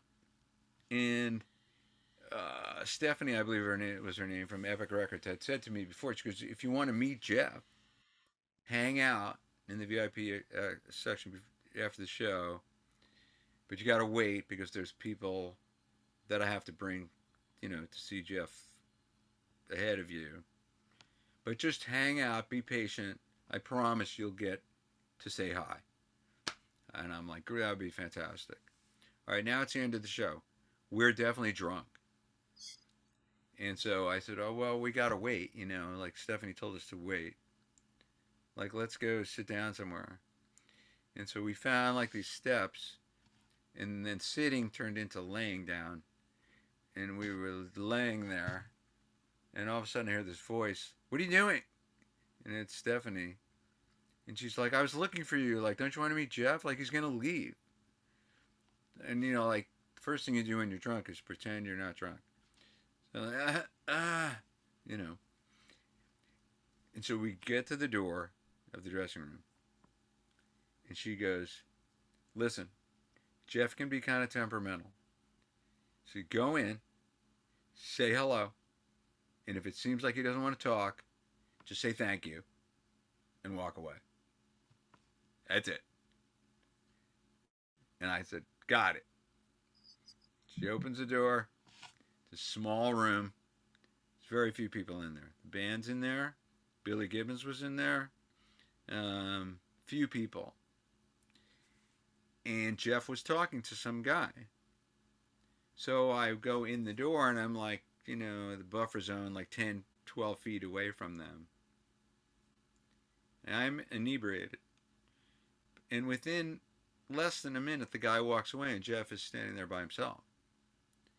So I just run over to him, and I throw my arms around him, and I yell, "I love you." And I am in a bear hug, and I kiss him on the face. And I think Stephanie had a heart attack. Oh shit. Oh my God. And Jeff goes, "Eek," like a woman seeing a mouse. And he thought it was really funny because I have like a bear hugging him, kissing his face. Oh my gosh. And we ended up hanging out for like an hour and a half. Yeah. And so, for any Jeff Beck fan out there, they might find this interesting. There are very famous pictures of him from late 67, 68, where he doesn't have a shirt on. He's just got the white suspenders. Yeah. And he has a natural finish Les Paul. Well, any Les Paul person knows there was no such thing as a natural finish Les Paul. And so I asked him, I said, "I hope you don't mind me asking you this, but did you strip your Les Paul, in 1967, 68, like whenever that was? Like why did you have a natural finished Les Paul?" And he goes, "Yeah, I did, and it was the stupidest thing I ever did in my life." And I go, well, was it like a gold top and you wanted to see what the maple cap looked like? And he goes, no, it was a beautiful sunburst. And he goes, I ruined it. And I go, well, then why'd you do it? He goes, because Mickey Baker, the jazz guitar player, had stripped his Les Paul. And at the time, stripping the finish off your guitar like John Lennon and George Harrison did with their casinos, like the famous, Yeah. you know, rooftop guitar or Yeah. revolution guitar that John Lennon is playing, its natural finish because John stripped it. And that just became a thing, like, oh, strip your guitar, it's going to sound better. Yeah. So anyway, it was just very funny. So Jeff says, yeah. He goes, I did it because I like Mickey Baker's tone. And I thought it was going to change the tone of my guitar. And it didn't change the tone at all. And I had ruined my guitar. Yeah. And Jeff was just that kind of guy. Like, he would happily tell you a story like, I'm an idiot. Like, I did something that was really stupid. And if you go on my website, which is just andyaledort.com, I did upload, there's an interviews link, and there's 5 interviews I put up there.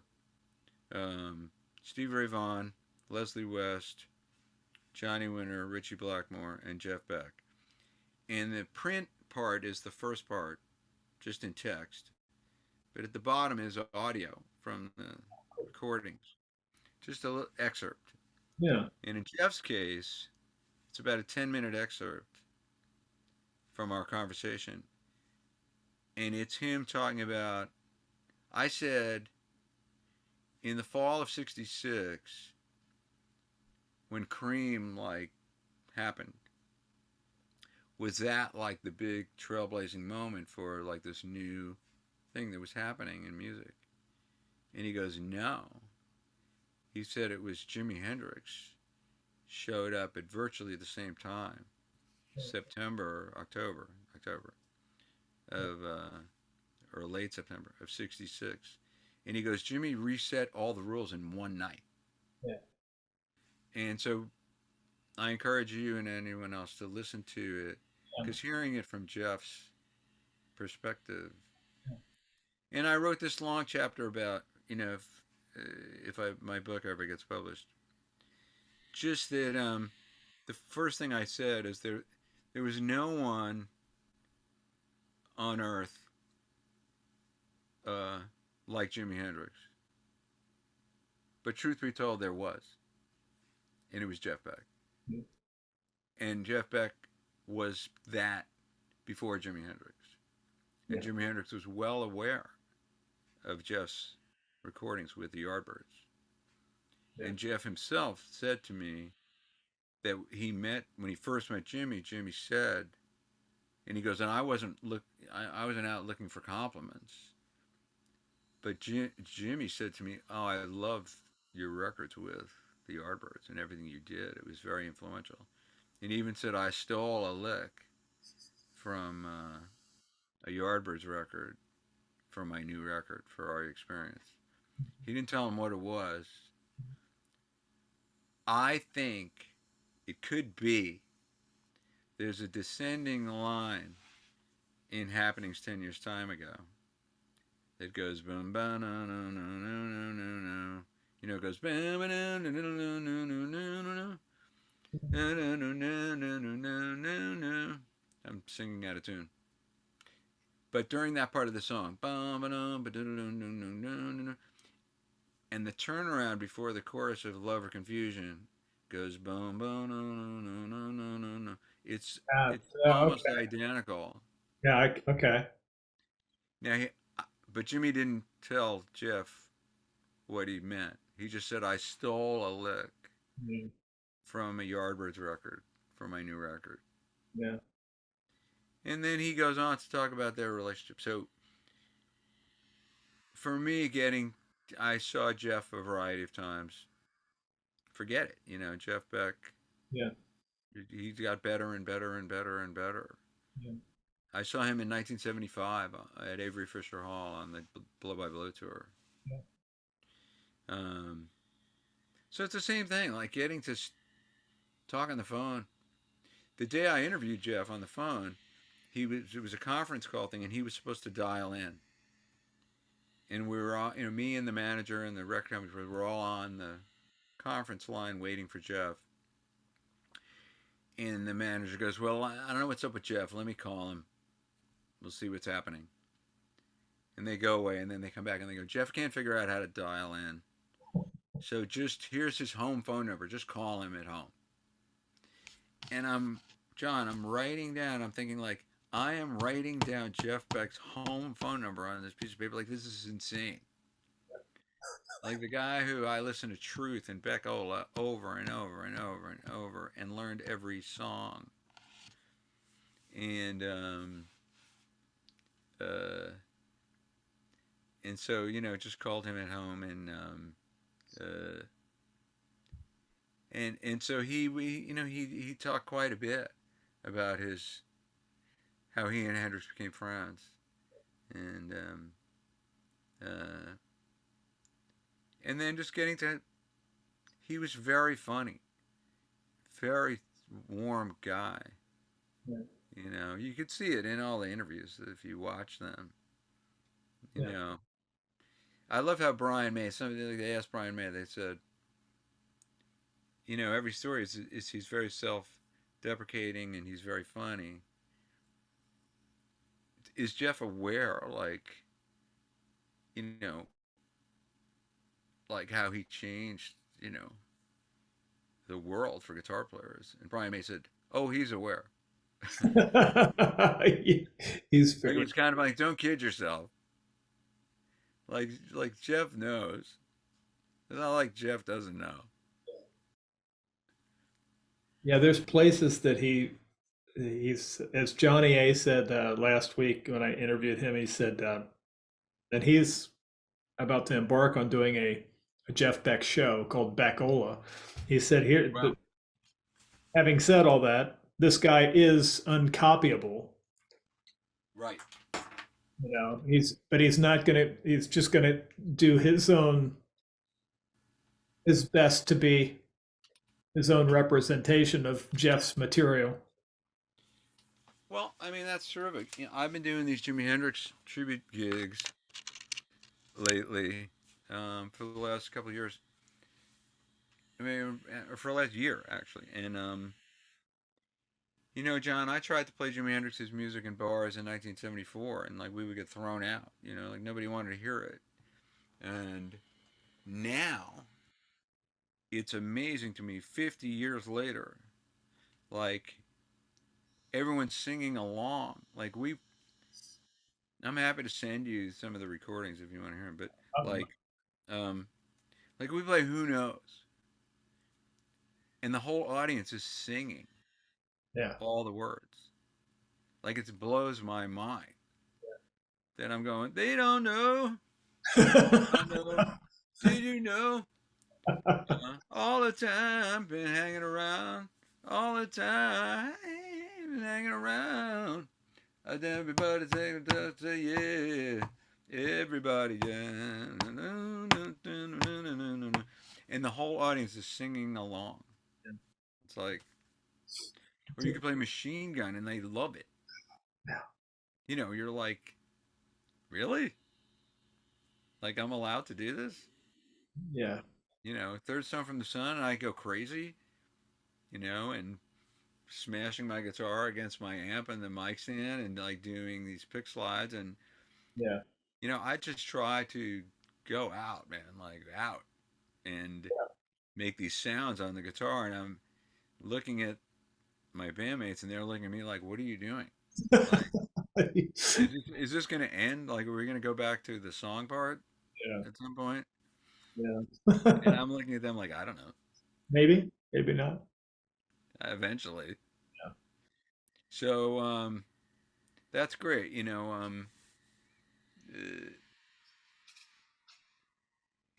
know, it's especially interesting, I think, to do.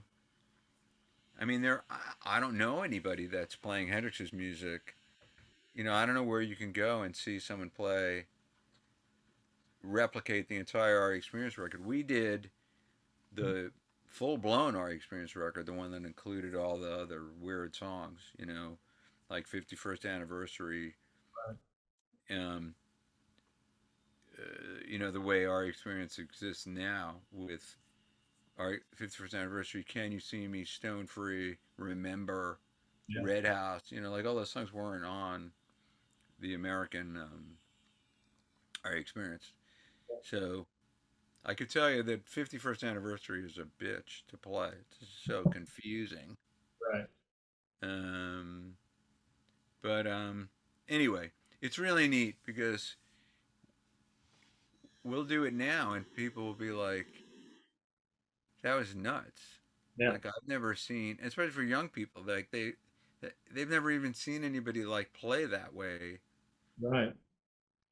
where it's getting feedback and putting your headstock against the amplifier and hitting the guitar and like just this bedlam. Like this is gonna be, you know, loud and messed up and Well, in an era of listening to things on your iPhone or 99-cent apps or all the AI stuff, to be in a room where you're feeling the air move and you got people, the more people crowded in, the better, and you're experiencing that, the sound of tube amps and air moving. There's, I'm going to venture to guess there's no quad cortexes or no amp modelers on stage, any of that kind of stuff. It's probably Ampeg amp. a couple of pedals. And it's just the old-fashioned way. And I'm lucky because the musicians I play with happen to be fantastic musicians. So Right. you know, the audience is getting to see a drummer. My drummer's name is Sam Bryant. He toured for years with Kenny Wayne Shepherd and lots of different people. Sam's insane. Like he's insanely amazing. Like I'm on stage, and part of the reason for doing the gigs is I get to play with Sam. Yeah. You know, so like the audience, like they could just watch Sam. My joke with Sam is that he's so good, no one else needs to show up, and so Yeah. I'll say, "Hey Sam, this weekend, like no one's going. Yeah. Just go do the gig yourself." Because we're superfluous, like the drumming is so great. Yeah. And he'll go, don't do that, please. I think my first exposure to you was the mid '90s. I back of Guitar for the Practicing Musician magazine. I sent away for Andy Aledort and the Pawn Kings uh, CD based on the recommendation of John Schofield. Yeah, I think he had posted a quote or something, or it was a small black and white thing in the back. yeah, I got a little ad. Yeah, Yeah, and I Groove remember Kings, listening the Groove, Groove Kings, not Pawn King, not Pawn that's Kings Andy was Timmons. Andy, right? Groove Kings, that's it. Yeah. Yeah, yeah. I was like, damn, that, that So was did you get the record back then? yeah, yeah. Do you like it? Oh, I loved it. Yeah, in fact, I was like, because at that time, I want to say it was the mid '90s, and that type of guitar playing was not something that you were, other than the greats that we just mentioned. I wasn't hearing you. I wasn't discovering new guys doing that kind of stuff. Yeah, it was in '99, and it's true. Like, and I could tell you that the record labels that I would send it to, their response was, "Well, there's nothing that out there that's like this." Yeah. And I would say, and like, how is that a bad thing? Right. But like Stevie Ray Vaughan, that was the case with him, and it was just a testament to, you know, him being so dedicated to being a road dog and making it happen that people couldn't help but say, like, this is extraordinary. What I'm seeing is extraordinary. Yeah. And next thing you knew, you know, they're selling records and people are coming to the shows Yeah. and he, as we were saying before, people that knew him said this was the most unlikely person to become a success. Yeah. And then he becomes a massive, tremendous success.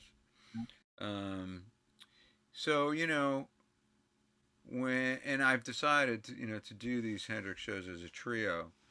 My first band was a trio, but it's most appropriate just guitar, bass, and drums, just like Hendrix. Yeah. and the bass player is Roy DeJesus, and Roy is a monster too. So truthfully, you could just listen to one guy. Like a Hendrix's music, you could say it's about the guitar, and there's a lot going on the guitar, and that's all true. But it wouldn't have the impact that it needs to have without a great rhythm section. And so Sammy and Roy are like sick, like they're insane what they're doing. Like it's really something else. And so because they know what they're doing and they're really good musicians, it allows me sort of carte blanche. That's why I have my joke to Sam. I don't need to show up. Like the drumming is so good. Right. Like if I stop playing, like it's not like a bad thing. Yeah. So, um, so anyhow, like, Johnny A is a great guitar player. So for him to go play Jeff's music, it's really really good. People will hear it. Yeah. And there's always going to be people that don't know, like they don't know it. Yeah. I mean, believe me, when we played 51st anniversary and Remember, people were like, I don't know what that is. Like I never heard that in my life. Like that's a Jimi Hendrix song. But they might say the same thing about May This Be Love, Right. Yeah. Yeah. you I know. Yeah. I remember forgetting about that song, and I heard uh, Joe Satriani do it on a Unplugged thing with Stevie Ray Vaughan. He and Jonathan Mover came out and did an acoustic thing of, or no, it was actually Jules Shear, Joe Satriani. It was on this MTV Unplugged thing. And the Yeah, last because shows we had, Stevie did, much to Joe's chagrin, Satriani's chagrin. The story goes is that he agreed to do the show because they said you'll get to play with Stevie Ray Vaughan, oh, and then it didn't happen. And Joe, who's very funny and is another guy who's a wonderful guy, immediately he was like, "What did I do wrong? Like, does Stevie hate me? Like maybe he thinks I suck. like, you know, like why doesn't he want to play with me?" And then he realized later that maybe nobody even said to Stevie like right, maybe you and Joe should play together. Like it was like an assumption on his yeah, part. He went straight to the insecure part, like he right, doesn't like me. Then yeah, later he went, maybe he didn't even know. yeah, Like I don't know whether he right, decided like no, I'm not going to play with that guy. yeah, Like he was told, yeah, just come and play like a song on a 12 string. yeah, You're good. yeah. Wow. Well, we'll But have to do a part two sometime and talk about Joe, Steve, and Holdsworth. yeah, Alan, I wish I got to know better. I only did one interview with Alan. Did get to see him play. My favorite was when he played Tracks, this tiny club in New York City in 1980. And I did see him with Tony Williams before that at the Bottom Line, probably on the Believe It tour. So I don't know what year that was, maybe 77 or something. But I mean, Tracks was just this tiny place. And Alan had no record deal. He was selling the IOU record for $5 Yeah. Wearing the red IOU t-shirt. shelf out of a box. Wow. He wasn't wearing an IOU t-shirt that night. Maybe he didn't have the t-shirts yet. But I bought a record from him in a little tiny room behind the stage. But Eddie Van Halen and David Lee Roth were there, to my memory. But John, I was standing 5 feet from Alan, and it made it worse. Like it wasn't helpful. No. It actually made it much more confusing to stand right next to him and look at him, and these sounds were coming out. Because either he had his hand out like this, or he had his hand like this, and it sounded the same. Right. Like the biggest stretch you could ever see, or like his fingers were all tight together like this, and Yeah. you couldn't tell the difference. Yeah. And and then I did get to interview him once, and uh, Alan, who's like Alan, you know. And I got to interview McLaughlin a few times, and you know, so Sure, I'm happy to. I have no shortage of stories, as you Oh, I could know. tell. Yeah, thank Um, you. You've been incredibly kind with your time and everything I had hoped and wished that it would be. It's just aces. well, thank you, John. I appreciate it, and send me your email. I'll send you a couple things. Oh, and let me throw this in if it fits. I have a new album coming out. Oh, nice. Um, some people may know in 2021. I can't remember now. Let's call it 2021. I put an album out called Light of Love, and it's on all streaming services. Double album, 18 songs. The songs span a 27-year period because it was just all material. Some was new, some was from 30 years ago, 27 years ago. Um, that just had never come out, and the record is over 400,000 streams Oh, on wow. Spotify, which is it doesn't earn you any money, but I'm happy that people have listened to it. But I have a brand new record that's going to be out in about a month, called In a Dream, and this one's actually on a label. The label is Long Song Records out of Milan, Nice. and David Grissom, the guitar player, plays on one track. We did a cover of Albert King's "Can't You See What You're Doing to Me," and it's just a really fun record. Five originals, three covers. We do "Polygap" by Jimi Hendrix, Oh, and no. Wow. That's Rainbow Bridge. yeah. Well, Fabrizio Perisnoda, the producer, he asked if I would do a cover of "Polygap," so I Yeah. did it for him. Um, but the record's called "In a Dream" because three of the five original songs I dreamt. Oh, I wow. woke up and there they were. Yeah. And so the whole notion of dreaming music and music coming out of dreams And is Johnny wasn't in that dream, though, right? say what? Johnny Winter wasn't in that dream, right? Johnny Winter wasn't in any of the dreams, but one of the songs, which is called Hymn, Hymn, in the dream, I was listening to a live Allman Brothers album, and this song was on the album. Oh, wow. And in the dream, I was thinking, oh, I remember learning this when I was a kid because it was like Dwayne Allman era Yeah. almonds. Yeah. And then I woke up and I went, that's not an Allman Brothers song.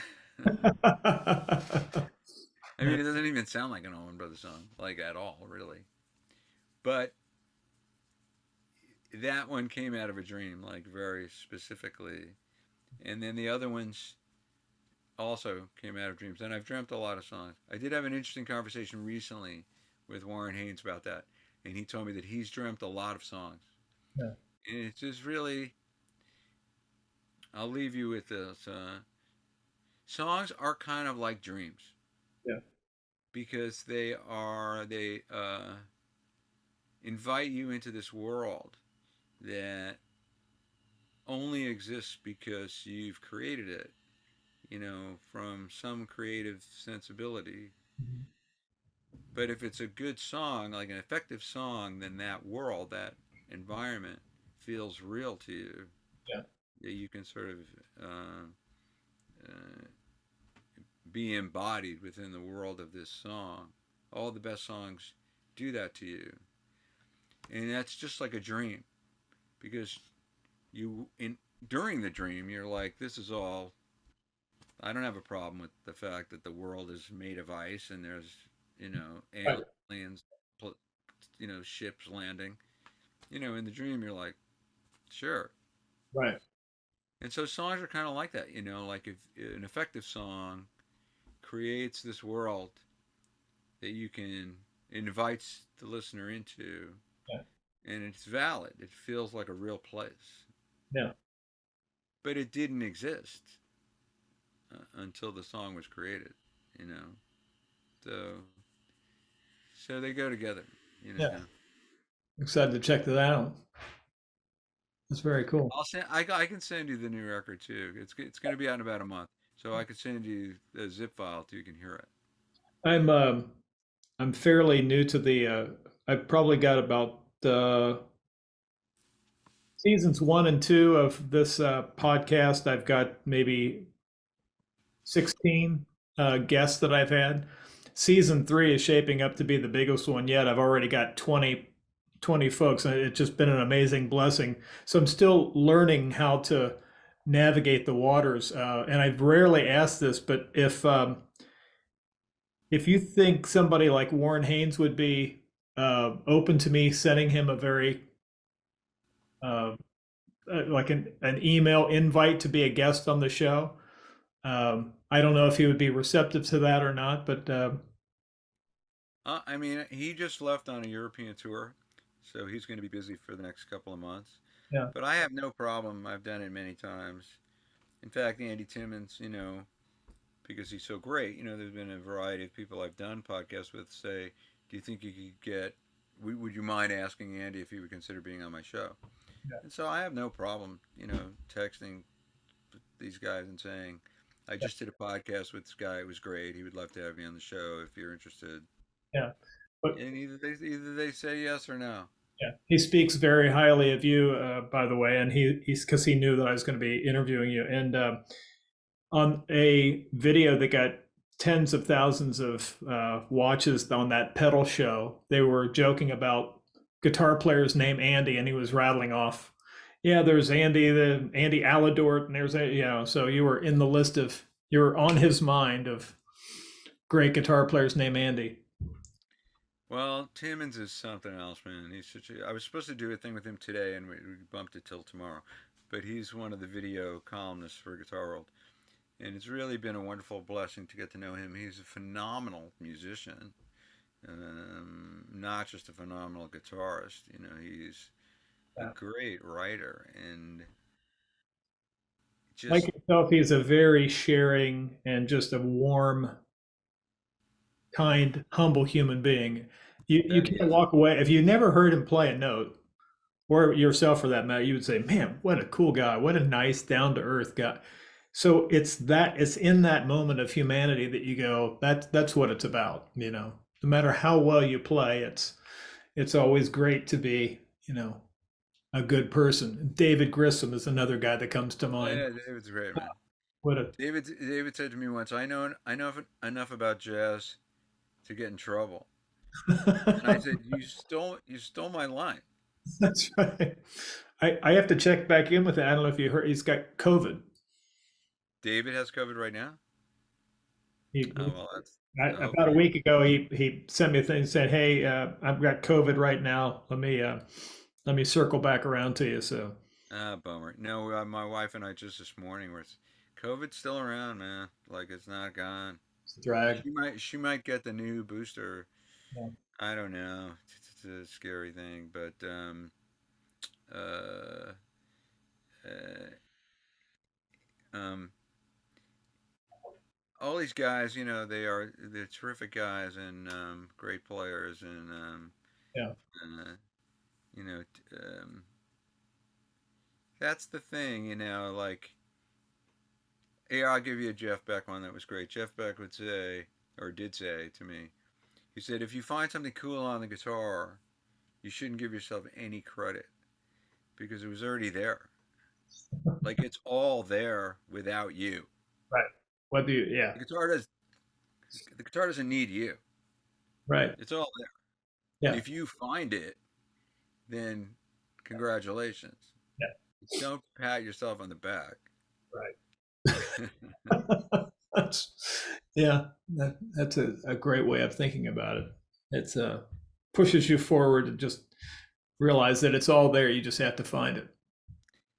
Yeah, and every day, you look at the guitar and it looks back at you and says, can you? Oh, I know what I was going to say because we were talking about people being humble. I got to meet Jay Leno. This is another whole topic, but with at the risk of, I know we should stop. Um, Paul Allen, who the guy who started Microsoft with Bill Gates, he became a friend, and he was my guitar student, and he was an amazing guy, an incredible person.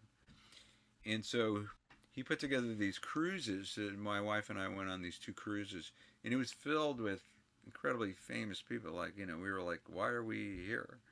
And so, on one of them, Jay Leno was flown to Beijing or whatever, just to do a set in front of this captive audience, on this giant, beautiful cruise ship, Paul's private party. And it was Jay Leno. He was fantastic. And then the next morning, I was walking through the ship, and there was a reception desk, and he and his wife were standing there. And I went over to say hello, and they were both very nice, very nice. And I said, Jay, and I have a picture of us together, which is cool. I said, Jay, I go, man, that was amazing last night, I said, you did 90 minutes.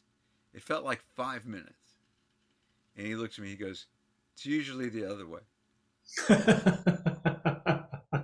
Yeah.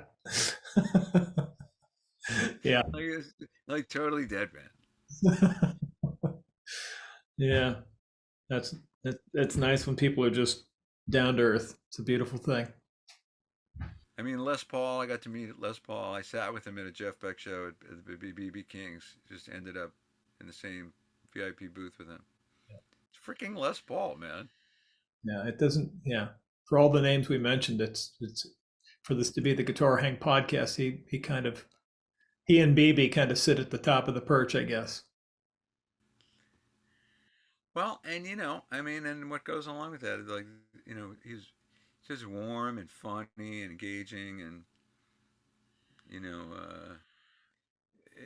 I have a friend named Mark Davin who has a guitar radio show, and Mark said that the first time I believe something like this, the first time he met Les Paul, he said, I love you so much, I think of you as my uncle. And Les said something like, how about buying your uncle a beer? Yeah, that sounds about right. And he was like, it would be my pleasure. Yeah. But it's such a great. Yeah, it's a great line. Oh, yeah. Okay. I'm your uncle. Right. Yeah. Do your uncle a favor. Buy me a beer. Yeah. Well, thanks so much, Andy, man. It's been a blast. Yeah. Oh, thank you. I love that we started off with Frank Zappa. Yeah. That was terrific. And send me your email. Yeah. I'll send you a whole variety of stuff. But really wonderful to meet you and talk with you today. Thank you. I appreciate it. Thanks, man. Have a great week. All right. You too. Bye-bye. Talk to you again soon. Thanks, Andy.